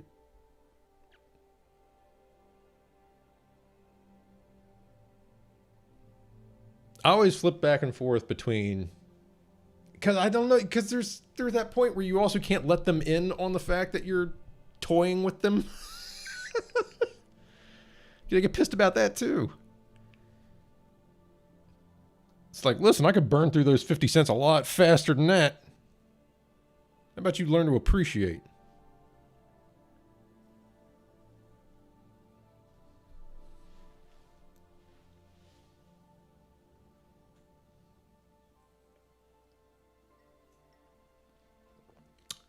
Rip cider.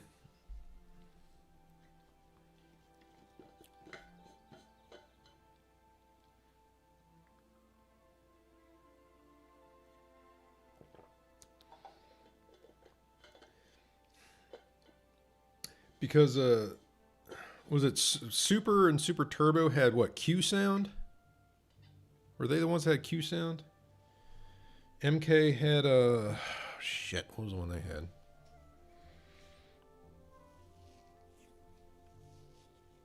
Everybody thought they were THX, man.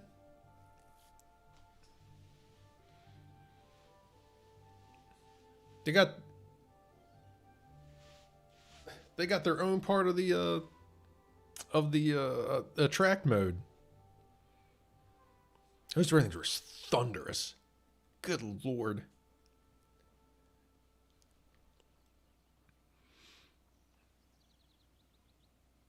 Super and Super Turbo were loud. MK2 and 3 were really loud. NBA Jam and Blitz were really loud. Hang Time was loud. Run and Gun 2. Let's go crazy! Did you guys have that fucking bowling game? Or it had the pins on the like the little ropes. You knock them down, it would just pull them up to straighten them out and then drop them back down. I just remember hearing turkey, turkey, turkey, like bellowing through the arcade.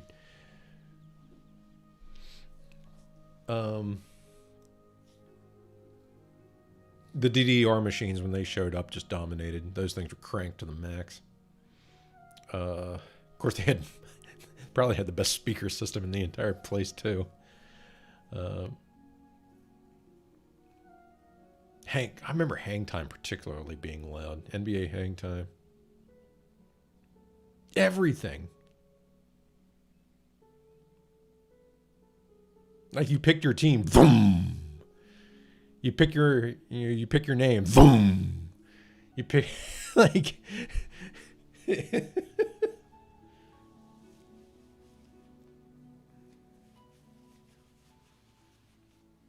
And some of those coked out presentation. Same thing with Blitz.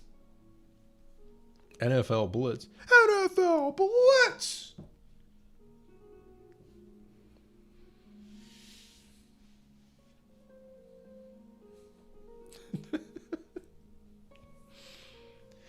All the late hits. Just all that bone crunching sound effect, Foley work they put into it. It was great. Great.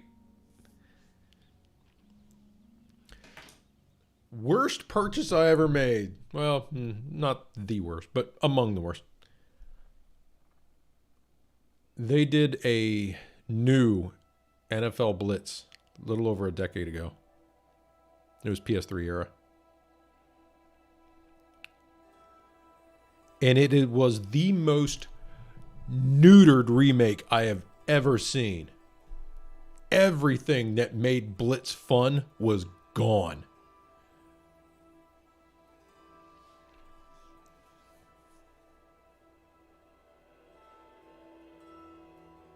gone. And the announcer sucked too. No late hits. No. You couldn't do the big plays. That was toned down.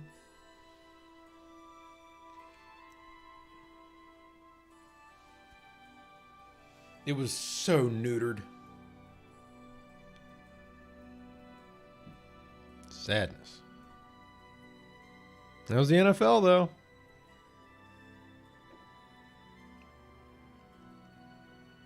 Those polygons might get CTE. Take it out.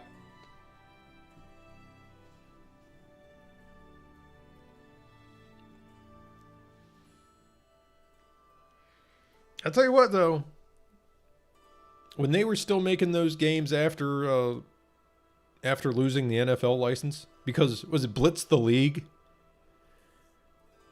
Is Blitz the League the one where you see testicles explode on the X-ray cutaways?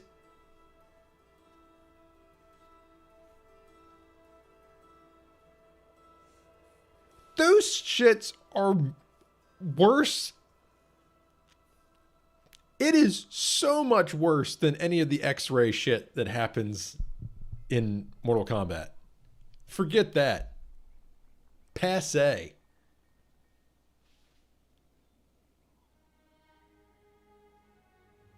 I think it's Blitz the League. They said, oh, we don't have to worry about keeping the NFL happy? We're going to turn this shit into thrill kill.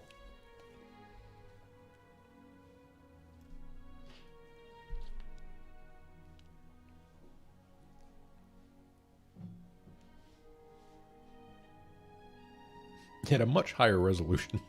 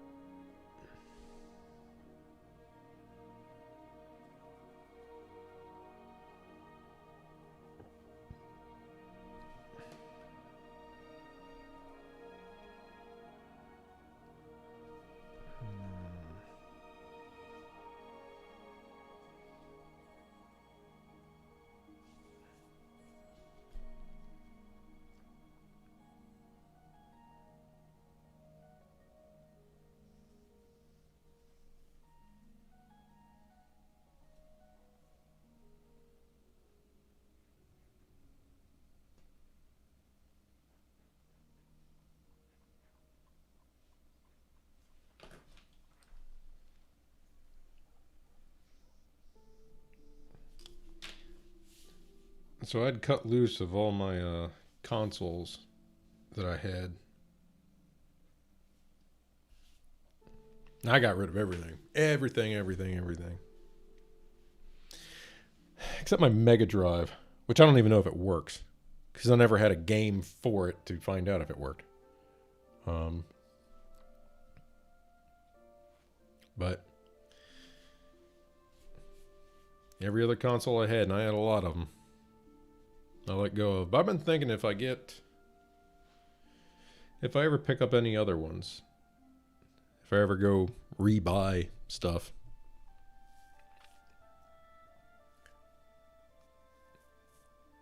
I think I might get a PS1 or a PSX. I want the old one, the big chunky dark gray sumbitch.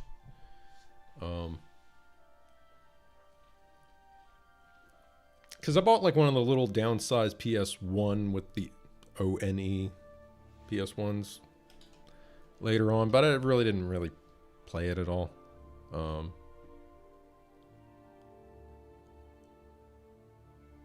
And I was like, you know, there's a lot of games there that I never touched. Like, I didn't have a PlayStation 1 when it was relevant. So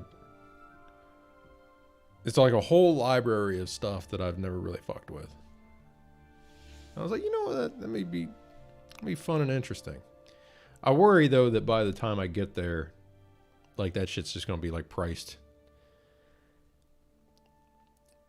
I might just emulator that shit, but it's... I hate this whole collector market. It's really screwing this up. I'm like, that stuff's not that rare. Why is it so expensive? Got my GameCube, PS2, and Wii U. Dude, I had so much stuff. I had so much. Like, it was ridiculous. I mean, it was, you know, a lifetime of gaming worth of shit. I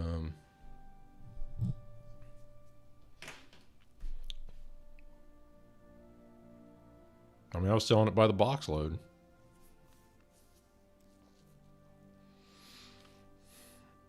Had NES, Super NES, Super Nintendo, Wii, GameCube, Wii U.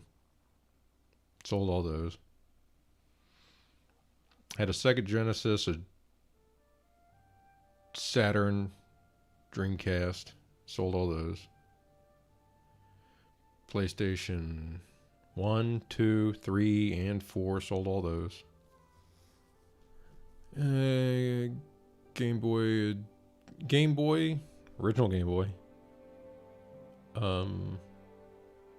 Game Boy Micro, or Advanced Micro, whatever. 3DS, sold all those. Game Gear, sold that.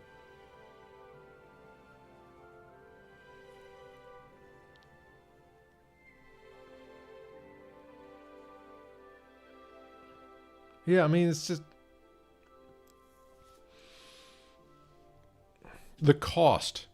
There was like this sweet spot where you get basically anything you wanted, as long as it wasn't some special edition, for peanuts. And it was no big deal. And everybody understood there was tons of this stuff out there. Don't worry about it. And then the stupid collector speculator market screwed it all up and took all the fun. As if it wasn't enough pain in the ass to get a decent CRT to make all this shit work again, but oh well. I feel like I'm missing stuff. There was all the stuff I had, right?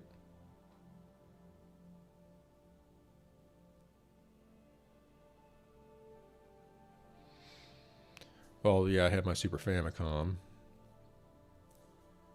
I had the Mega Drive. Did I say Genesis? I had a Genesis.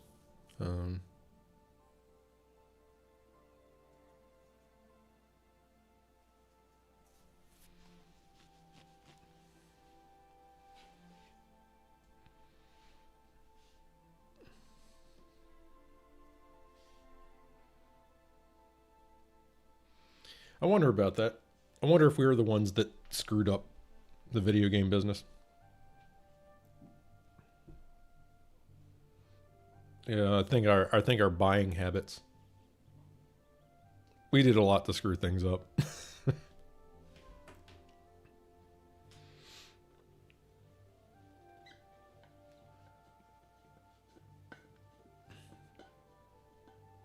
We killed the Dreamcast.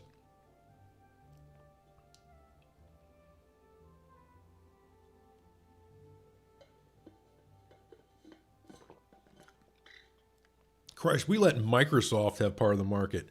Ugh. Ew. Ew.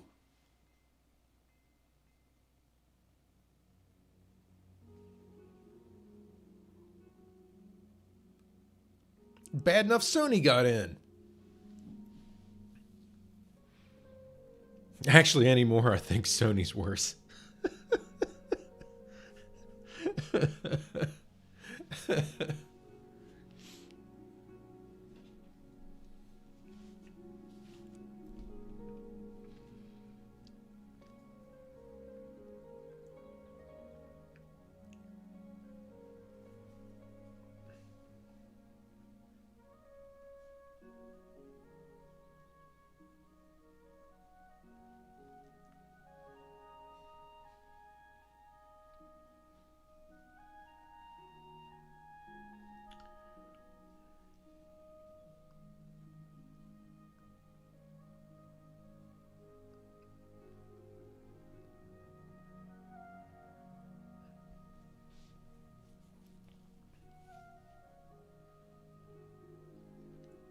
Because when I really think back on it,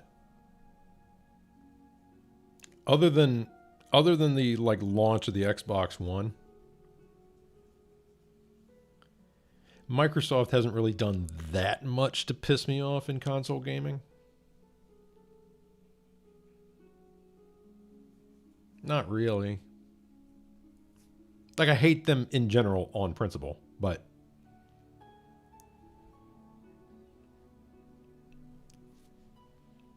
I feel like Sony's committed more sins.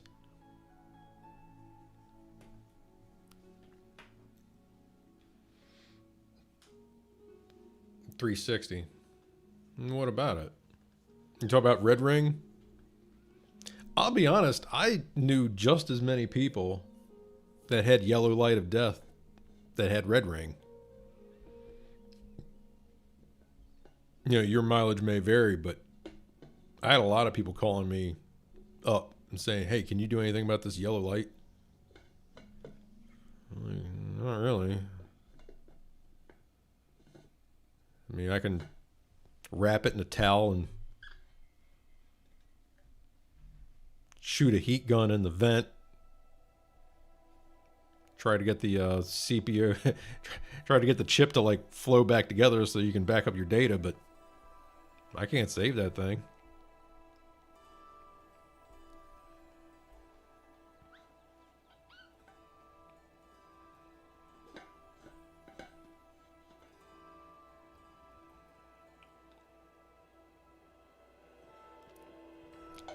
Tell these motherfuckers to stop using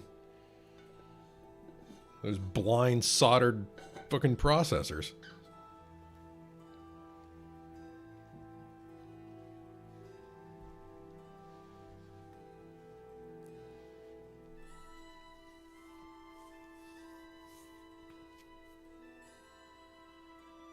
You knew you weren't allowed to use leaded solder anymore.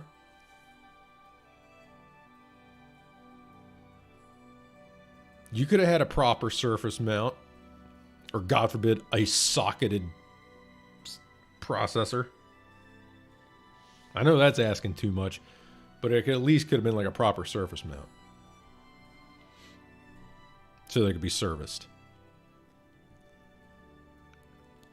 Bit them in the ass. Bit them in the ass. They spent a lot of money.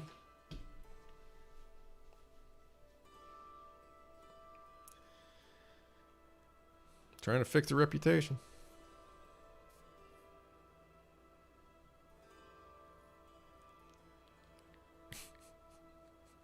Nintendo's laughing their ass off. They said, the secret is to not make the CPU run hard.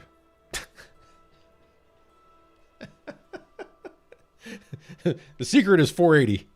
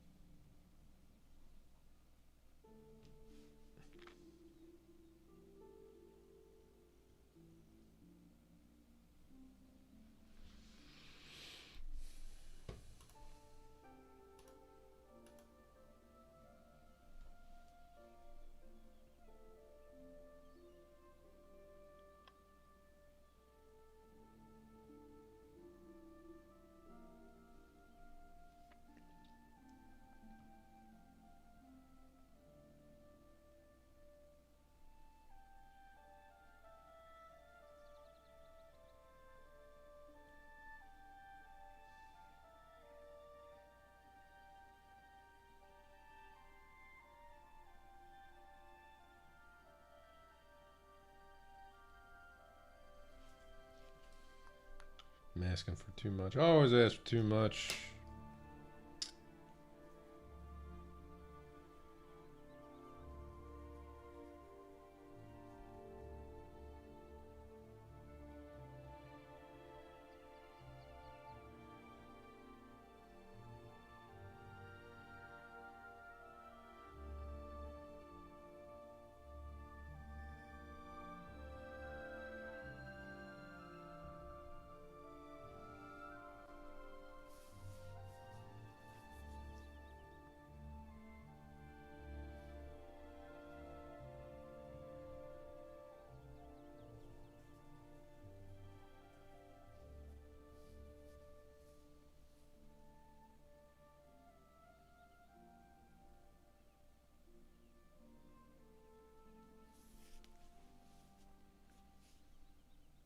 I ain't painting nothing.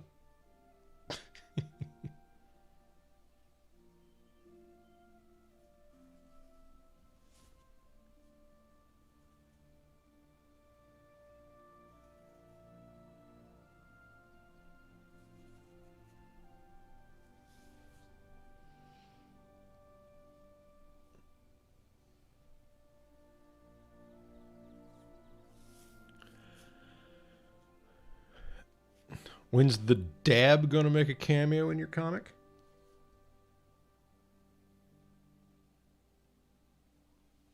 Is that a request?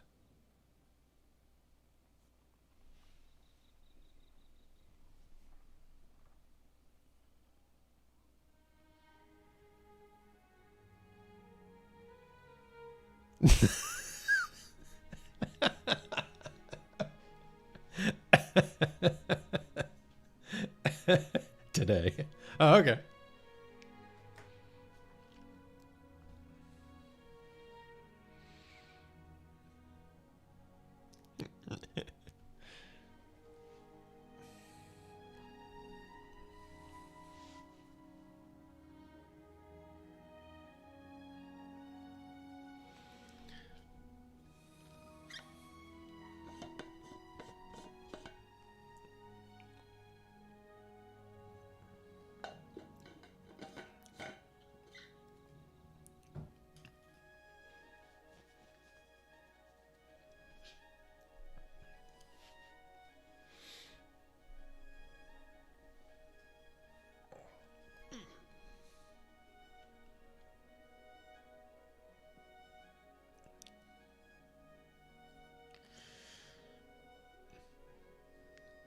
I mean, I could draw you the most intense dab you've ever seen.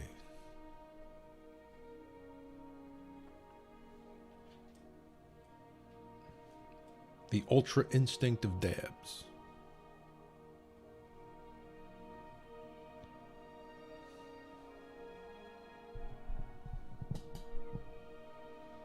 The gold war machine of dabs.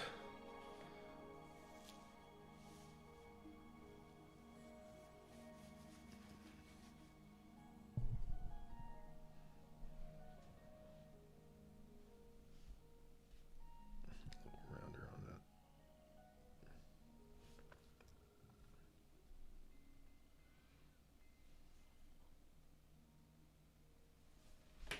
Kind of want to go rounder on the shoulders for him.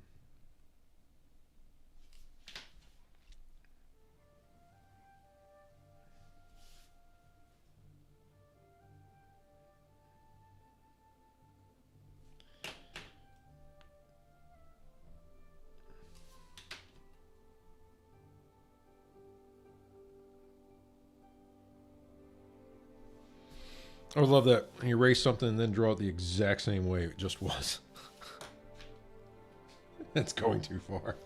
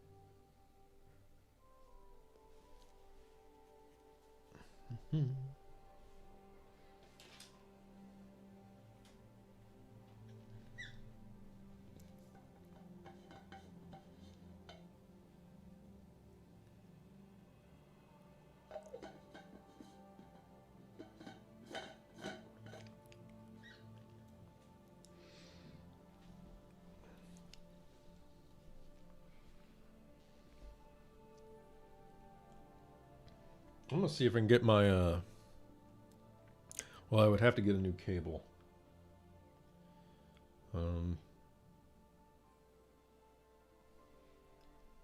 I'd like to get my Cintiq hooked up here too. I think I've got like the second oldest Cintiq model.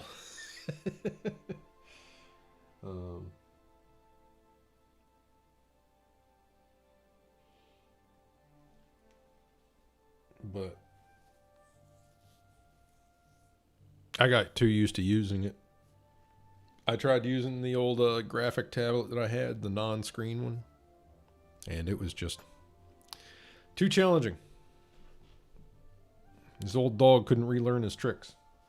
So I'm going to go back to using that. That thing weighs a... The thing about like Wacom Cintiq tablets, they weigh an ungodly amount. They're all heavy. Even the new ones are heavy.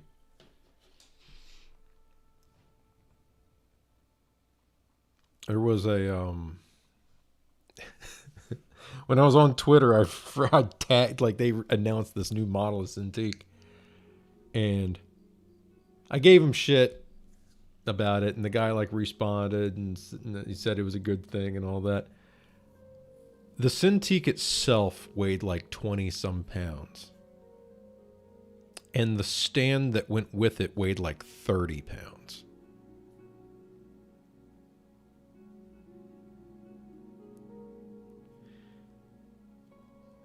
And I'm like, where am I supposed to put this thing?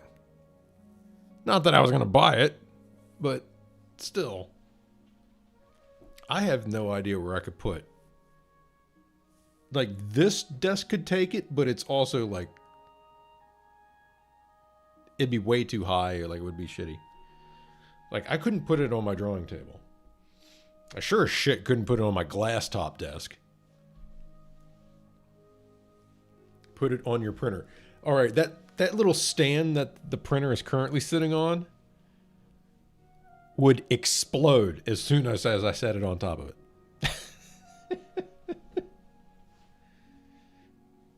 Toothpicks.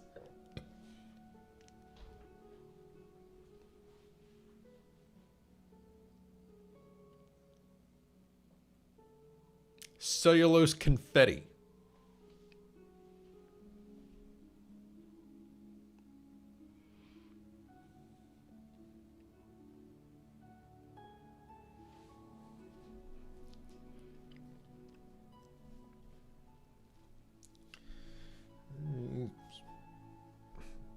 Rough end. That's a lot of drawing a hand right now, I don't feel like.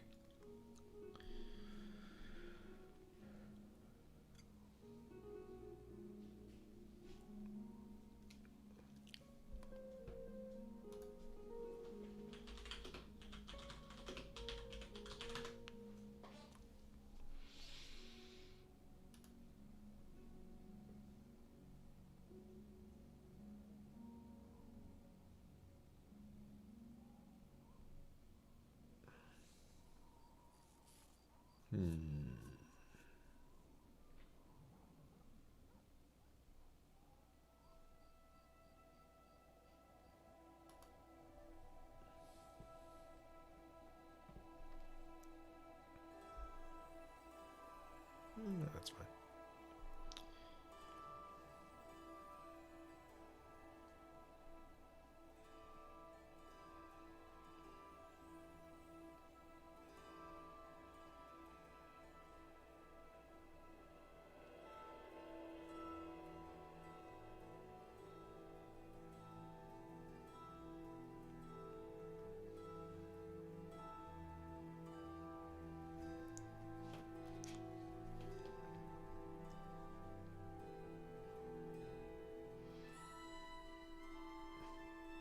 I'm behind on watching stuff. I need to just start that Metal Gear Solid 4 review. Or retrospective, I guess. Because if I wait to finish this other one, I'll never get to it. So I might as well just jump over and start that one.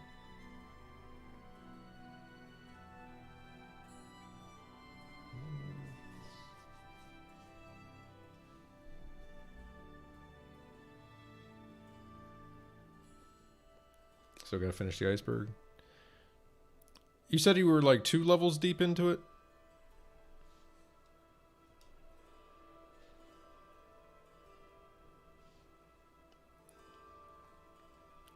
And found a good time to continue. Are you watching the mega cut or the super cut of it, or are you watching the actual divvied up playlist?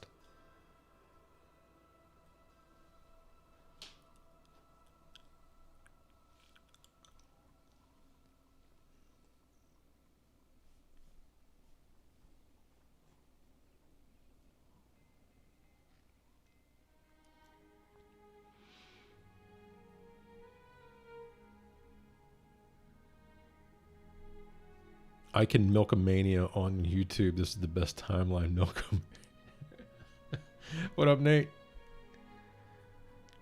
One that was like a bajillion hours. Okay, that's the supercut. I don't see Milkamania.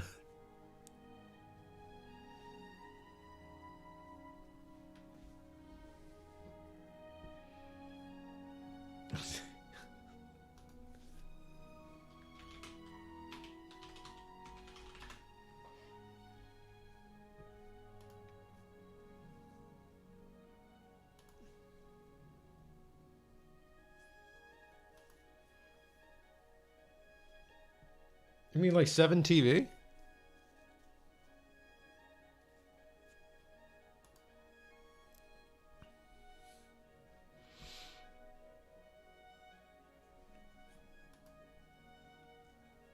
That is definitely milk, Lou. Huh.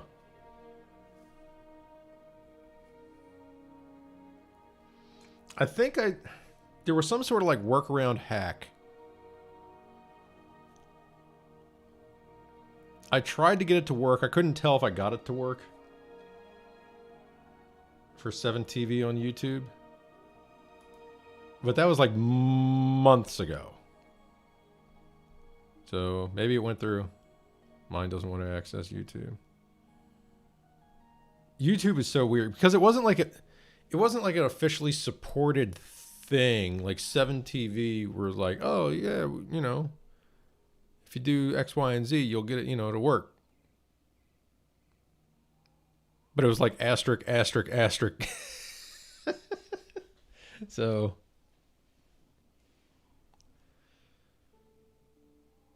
I don't know.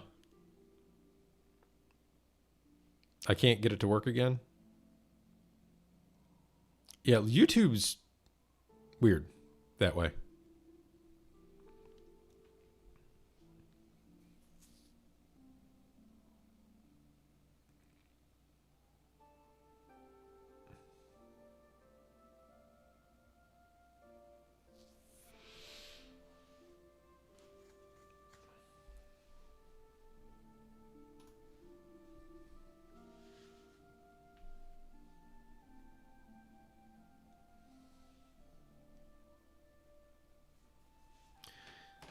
How you been, Nate? Seems like you've been busy lately.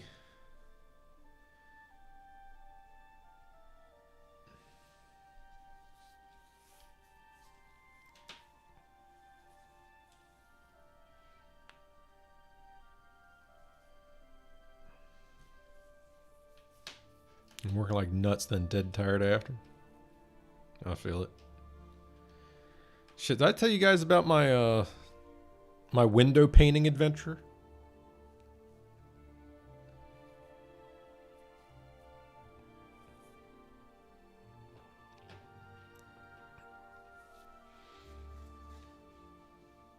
No, did Jager Z help paint? No, thank goodness. So I've got a friend who hires me to do like manual labor here and there. She's like, hey, can you do this? I don't see why not. Hey, can you paint windows? I don't see why not. Can you put up paneling? I don't see why not. And what console is Elky's window painting adventure for? It's an augmented reality game.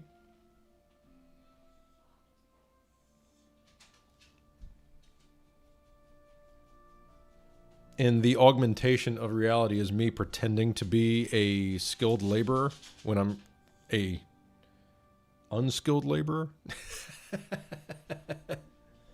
What's up, bud?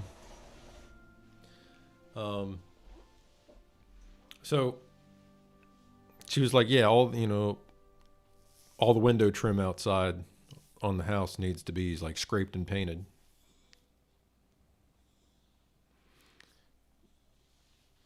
She's like, I'll pay you. I was like, bet. I forgot to mention one thing though before I like accepted the job. I'm like deathly afraid of ladders. Come here, bud.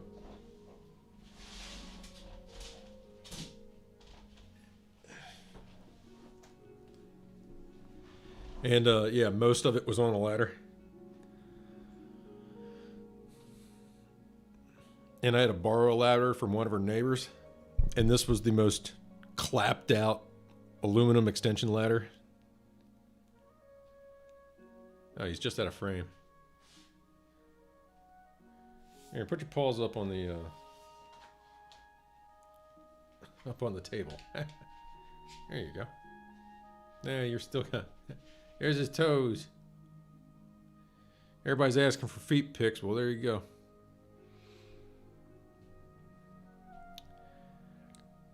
So, as I was like finishing up the job, I noticed that there was like a significant notch that had been ground out of one of the sides near the bottom, like between the first two rungs. I was like, oh my, like, there's a good bit of aluminum missing here. Now I've been up on this damn thing and I'm shaking like a leaf, right? This thing's already wobbly. And of course, like the ground's not even and I can't get it to, I can't find anything to put under it to like really level it out. So I'm going up there like in, I don't know. It was probably only like a 86 degree angle or something like that. But God, it felt like 60. It felt terrible. And I've got my arm hooked through with this little paint cup and I'm sitting there slapping at it with the paintbrush.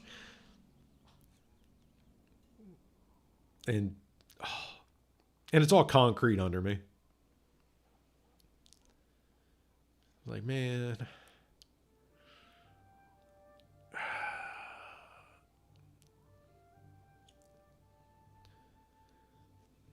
And I'm sitting there telling her, ladder painting sucks. I'm the same way. And I told her, listen, if I fall, you take me to the vet because I can't afford a real doctor.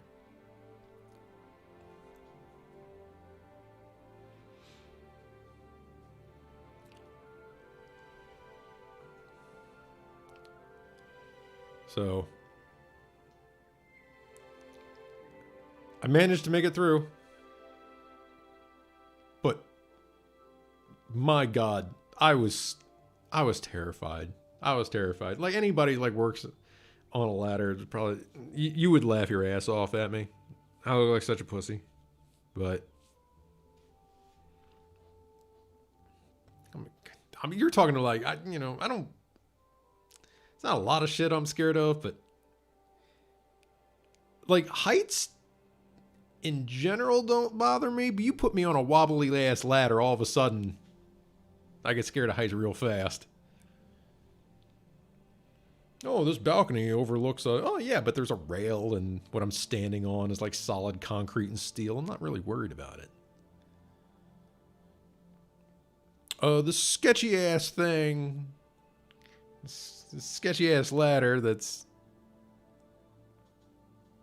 upwards of 30 years old and hasn't been taken care of, and it smelled so bad. I have no idea what they did to that ladder, but it reeked. I was like, and it's like in your face the whole time. You're like, oh God, more paint fumes, please. This sucks. Just put my face right in a cup. Oh, that's better. You prefer new ladder smell? Dude, this thing was so funky. I think Honestly, you know what I think it was? Because it was just like laying on its side in this guy's yard. I think some pet of theirs had just been pissing on it for years. Just walking by, lifting their leg on it or something. Because it was just rank.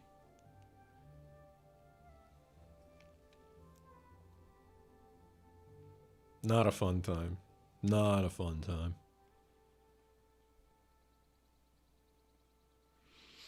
Paid decent, though.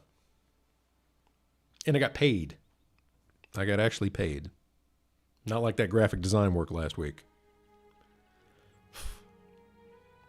That was a bunch of work days that have yet to pay off.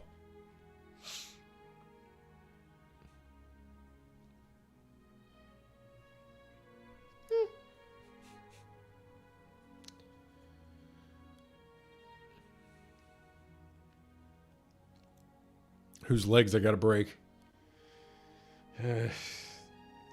It's the double-edged sword of like doing work for a friend. Because it's usually one of the two extremes, right? They either take care of you or they don't.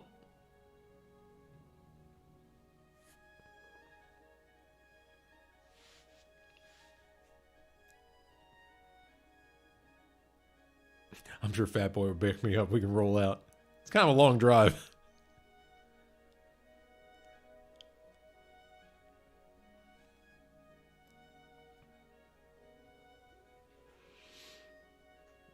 But. And the bitch of it is I did a good job. Like, that was probably some of the best design work I've done.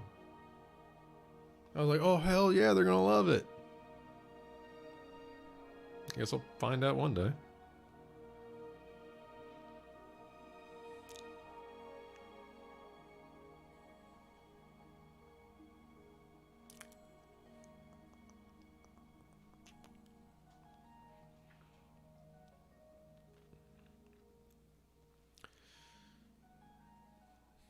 That's the bitch of it, man. My old man used to have a sandblasting business. He did that for, God, what do you do that? 15 years? Something like that. And, dude, toss up. I mean, he usually got paid. But when he was dealing with like individuals, sometimes it get real dicey. Because when you get jobs where you have to like go on location and blast something like he had to go clean up all the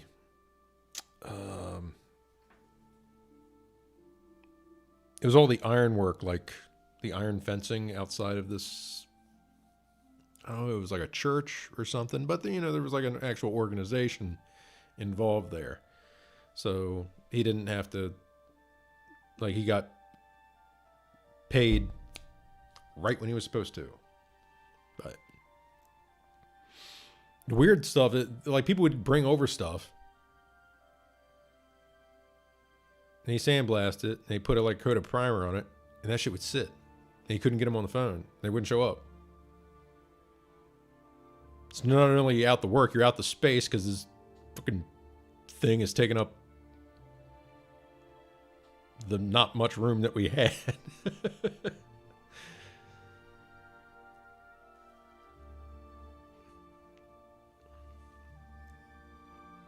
There was something that we ended up using for target practice. What the heck was it? It was like the cab off of it was like the cab off of some old military vehicle. Like all, you know, just that had been lifted off the frame. And this thing sat around for so fucking long. I mean, it was sitting off to the side for like a year. And he never, like, couldn't get him on the phone. Couldn't nothing. And eventually, he had dragged it down to the far end of the yard with his truck. And like the next time my uncle was over, we all just like used it for like shooting practice. We were just unloading magazines into it. And then he was just had somebody come pick it up for scrap. But he just needed the catharsis of fucking it up first. Contract independent work sucks with slow to pay evasion of that. Bane to my workspace too. Can never be too careful.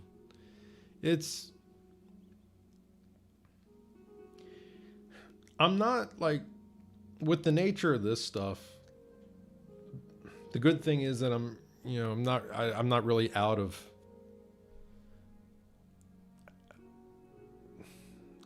I'm out of my time, and I'm out of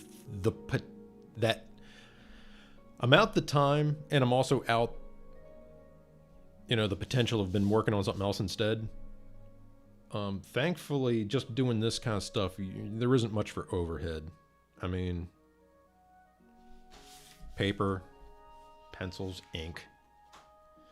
That's the one nice thing about art, at least on a small scale. But at the same time, art doesn't really pay good per hour.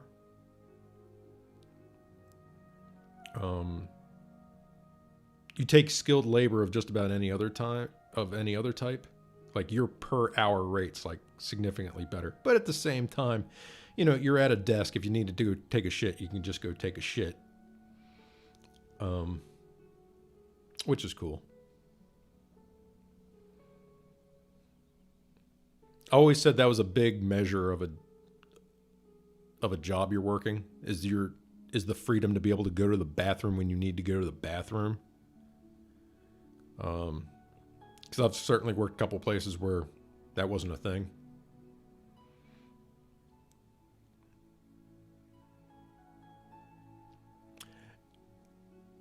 Yeah. Yeah, there's that too. It's like,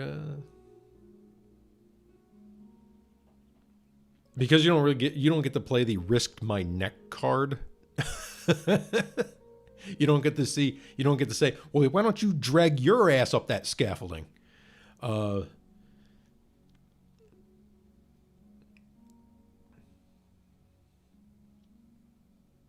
watch you sling mud 30 feet in the air.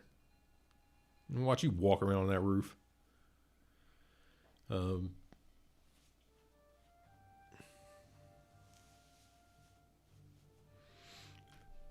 The one thing that I was like good at that I could never really make money at was mechanic work. Because the entire reason that like someone gets you to come do something on their car is because they're trying to save money from taking it somewhere else. So if you do it like as a favor to go over there and help them out, you end up getting paid like jack shit because they're trying to save the money rather than taking it into a full, a full-on mechanic garage.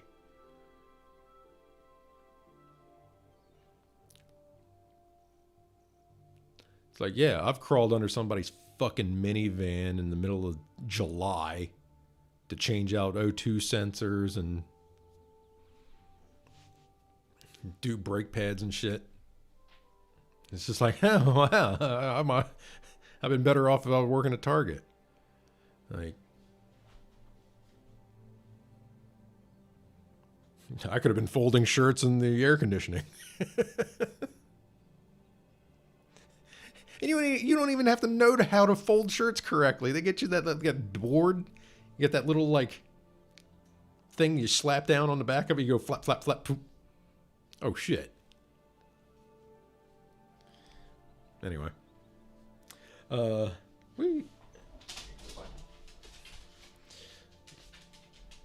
He got the training wheels.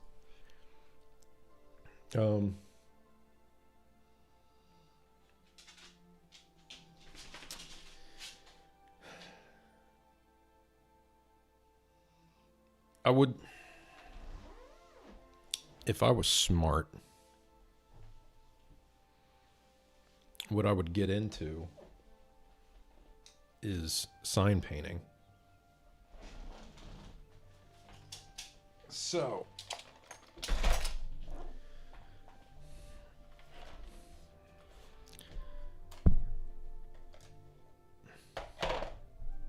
I've got these. I've barely used them. But these are lettering quills. And hand-painted signs in lettering actually fetch a good price. And little small businesses love that shit. You go to some quaint little downtown circuit of storefronts.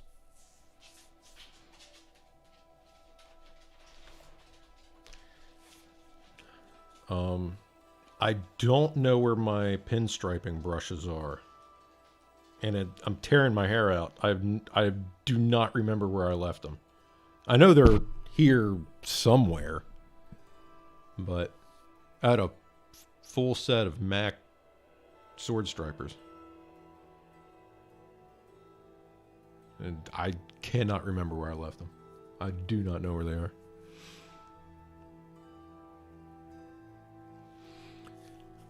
But these are more critical. These are, you can do most stuff with those. These aren't great for like pulling a long consistent line or anything, but for letters, they're the exact tool you need. And I've got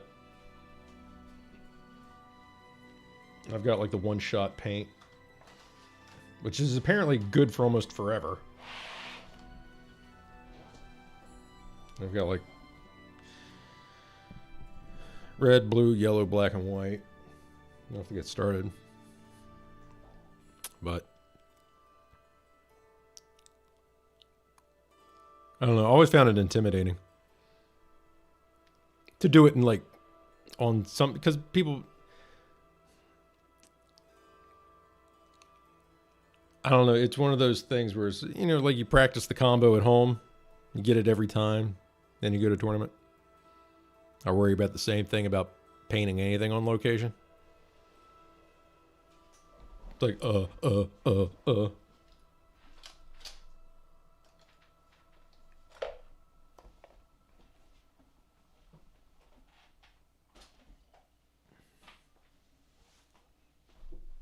And Sign got that PS4 input lag. Oh, dude.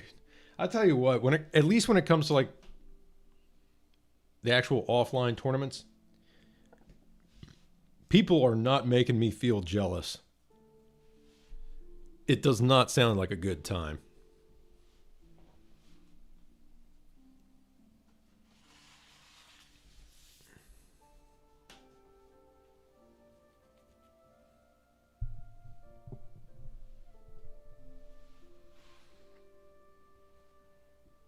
I mean, it was cool. It was cool to hear that like Arturo was kind of doing that proof of concept with was it Defend the North running tournament on PC.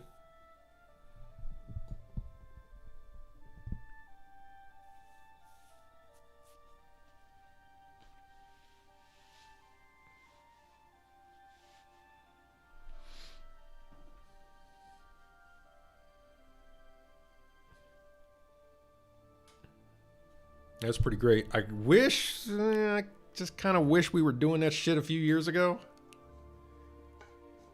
I mean, like, cool for the next generation, but man. But at the same time, I guess it really, you know, it wasn't going to happen until there were significant performance benefits to running shit on PC.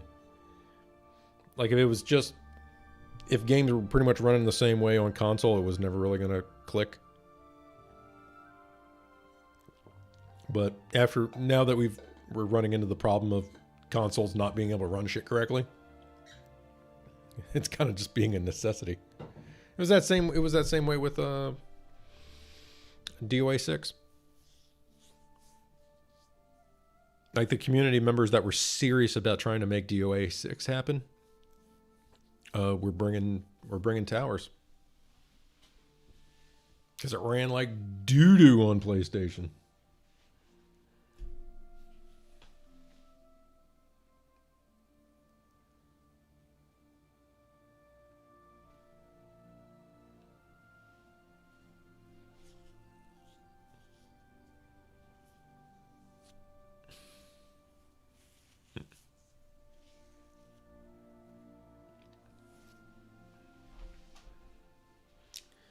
Because I wonder about the next batch of games, next batch of fighting games, if this is going to be a continuing issue.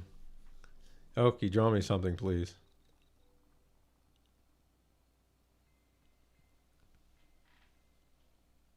Like what? I'm surprised you're still awake. Wait, what day is it? Is today There's Thursday, right? Yeah.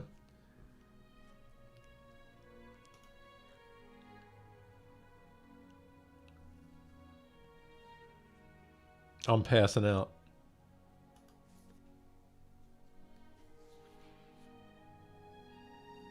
Well, there's always tomorrow, and the day after that, and the day after that, and the day after that.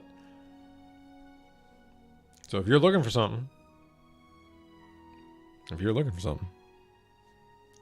I don't know, artist choice. You know my characters. I'll pay top dollar. Is that that was a rapper, wasn't it? Top dollar?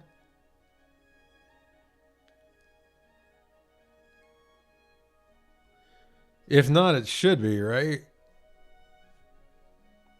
Feels like there have been like 5 or 6 guys named that, right?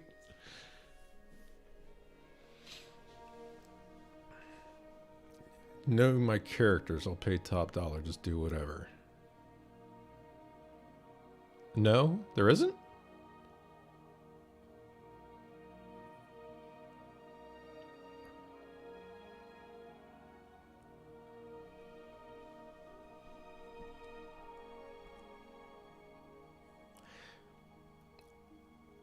So there is no notable rapper named Top Dollar. You know, it worries me if that's true, but there was a rapper named Lil Dicky.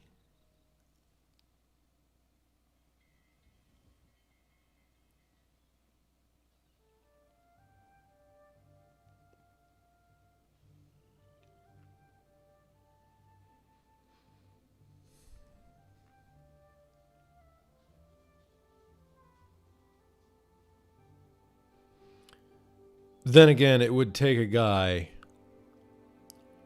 who would name himself Lil Dicky to record a track like Earth. Which, if you've never heard it, don't look it up.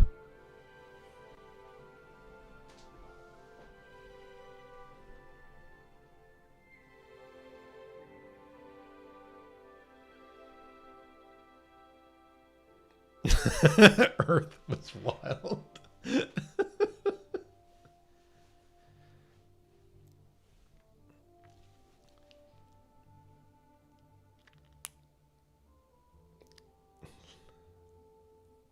All right, party. You want a first? I have a bare bones fucking stream set up here. I don't know how to pull up a browser without fucking everything up.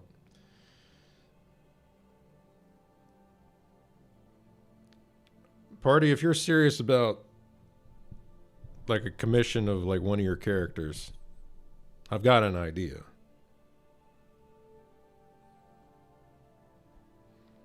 Unfortunately, it's one of my ideas, which means it's probably overshooting.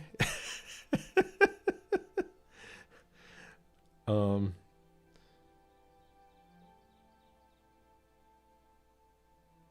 right.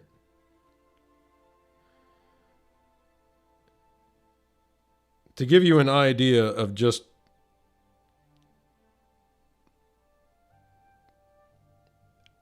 how up his own ass he was when he came up with Earth, there's the, like, promo image for it.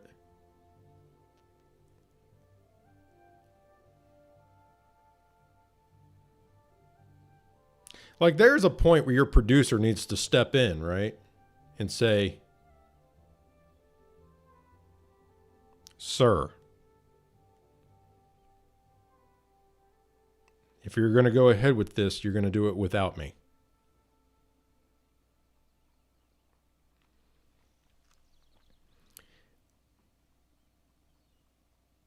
Now, the thing about that is, when you see that image, you basically, that image is the perfect summary of that track. The things you feel looking at that are the same things you'll feel listening to it. So, that artist, in a way, did a perfect job.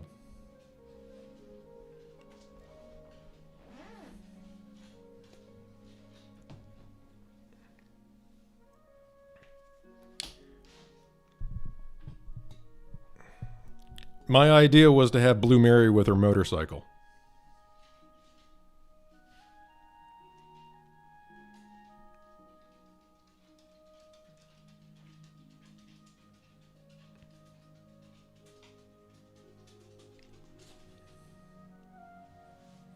Sounds like you are interested in the idea.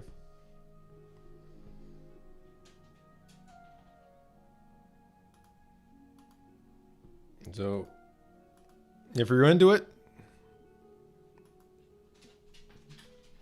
I'll dive in. Give Vanessa an AMG. It wouldn't break my heart. I get to draw Vanessa in an AMG. Well, shit, I get to draw Blue Mary in a motorcycle. Dive in, Elk. All right, I can do that. I'm gonna go back and I'll look at the, like, the old artwork of her with a bike and try to figure out basically what bike that is and try to make it work. Ain't got nothing else to do, unfortunately. And I'm gonna jump on it too because bills are always due. So you won't be waiting like Silver did.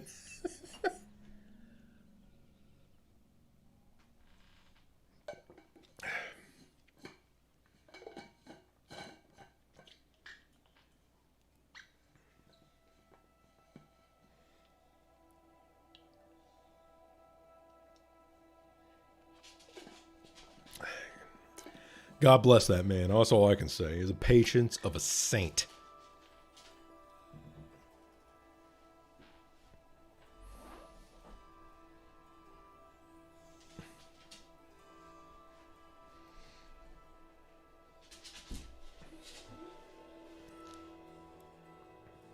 All right.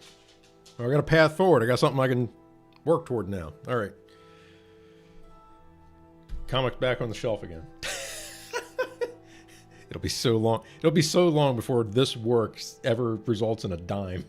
Well, again. Once again, apologies for the Patreon.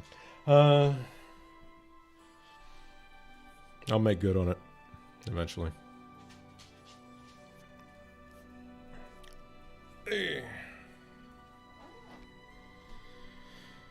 But, all right. I gotta walk him. Well, I'm going to be on research mode now, so I gotta look this stuff up. So I might call this for tonight. What time did I start? 8:15. It's been like 3 hours. It's a little late, but I'm just getting back into the groove. It'll be all right. Yeah. All right.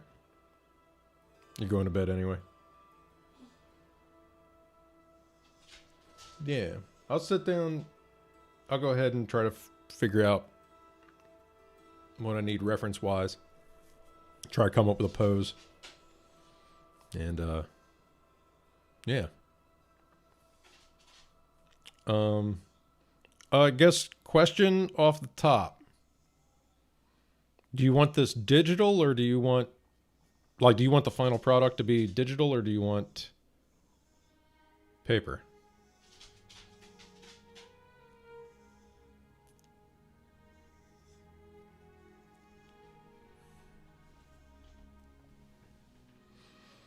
Because no matter what, I'm going to do most of the work on paper.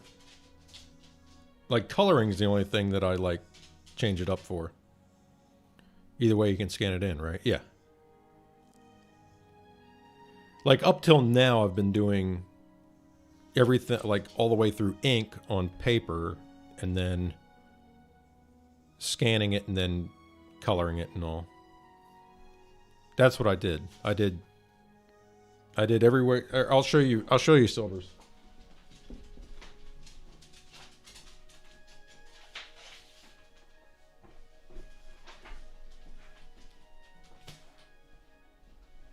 This was silvers.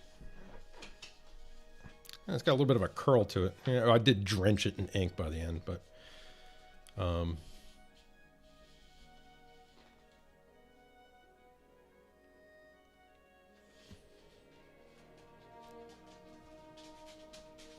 he never requested the original on that. I don't know if he particularly cared, but then again, he's a little bit of a zoomer. He's like, paper, what am I supposed to do with that?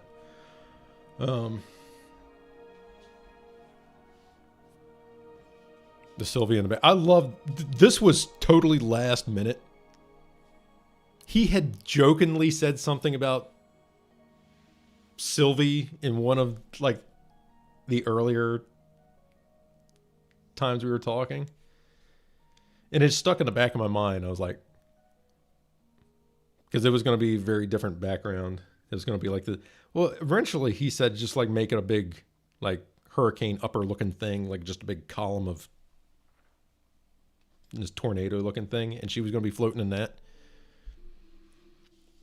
And then I was like, then when that idea went out the window and it ended up being this, I was like, I kind of like the Sylvie idea. I'm gonna hold on to that. So, and it like really rounded out. It filled in space in the background and all. It worked out great. We can do that. With that being the case, though, what size? Because I don't know if you were gonna like frame it or something.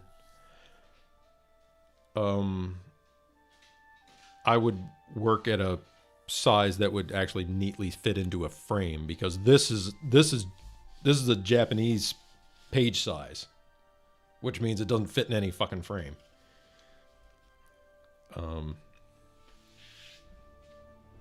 This in inches. This is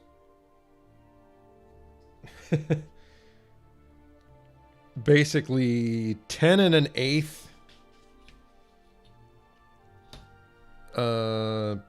by 14 3/8. Like I said. But I've got paper that I can cut down to whatever size. I've got 11 by 17 paper over there.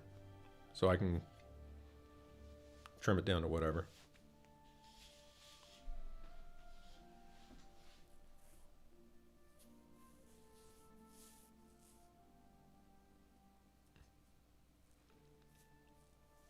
I'll just, like, you don't have to say, like, right now, because I'm not going to be able to start it, like, tonight while you're asleep. I'm going to be doing... I'll be doing, like, little sketches and pulling up references and shit for the time being. I'm going to let you go with your... Let me see. Would it be something you would end up framing, or you just like flat file it somewhere? Because if you would end up framing it, it would be, let's see, picture frame sizes. Because there's like, there's 8 by 8, well 8. We're working bigger than that.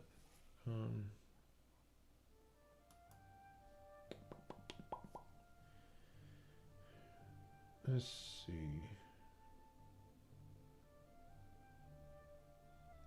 10 by 12, 12 by 15. Oh, I don't have anything that's 12 inches wide. 11 by 14. That's like,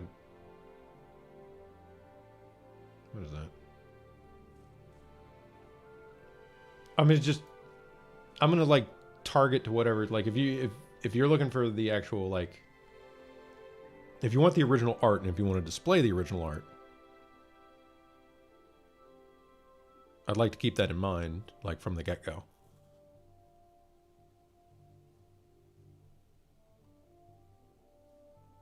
Because unfortunately, and this is why I hate American paper size in general, is that there's no consistency in ratio, which is my biggest thing, like when I plan something out. So, in Japan and most of the world, they use a consistent page ratio across the board.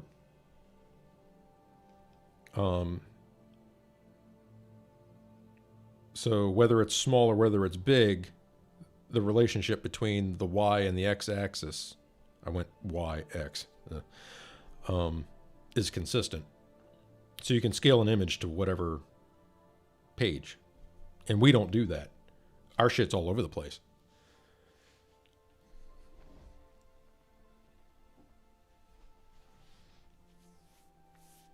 But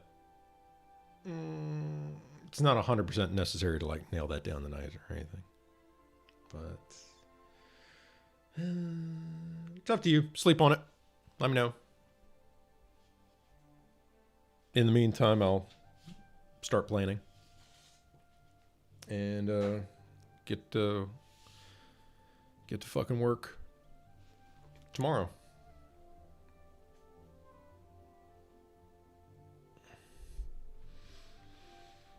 So you can sit there with a nice tall ginger ale or ginger beer in your hand and say, "That's right, dance monkey."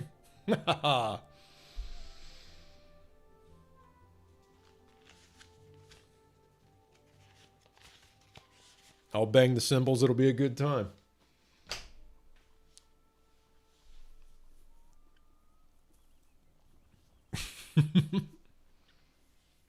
All right. Great. All right. Cool. So I'm going to jump off here, get some rest.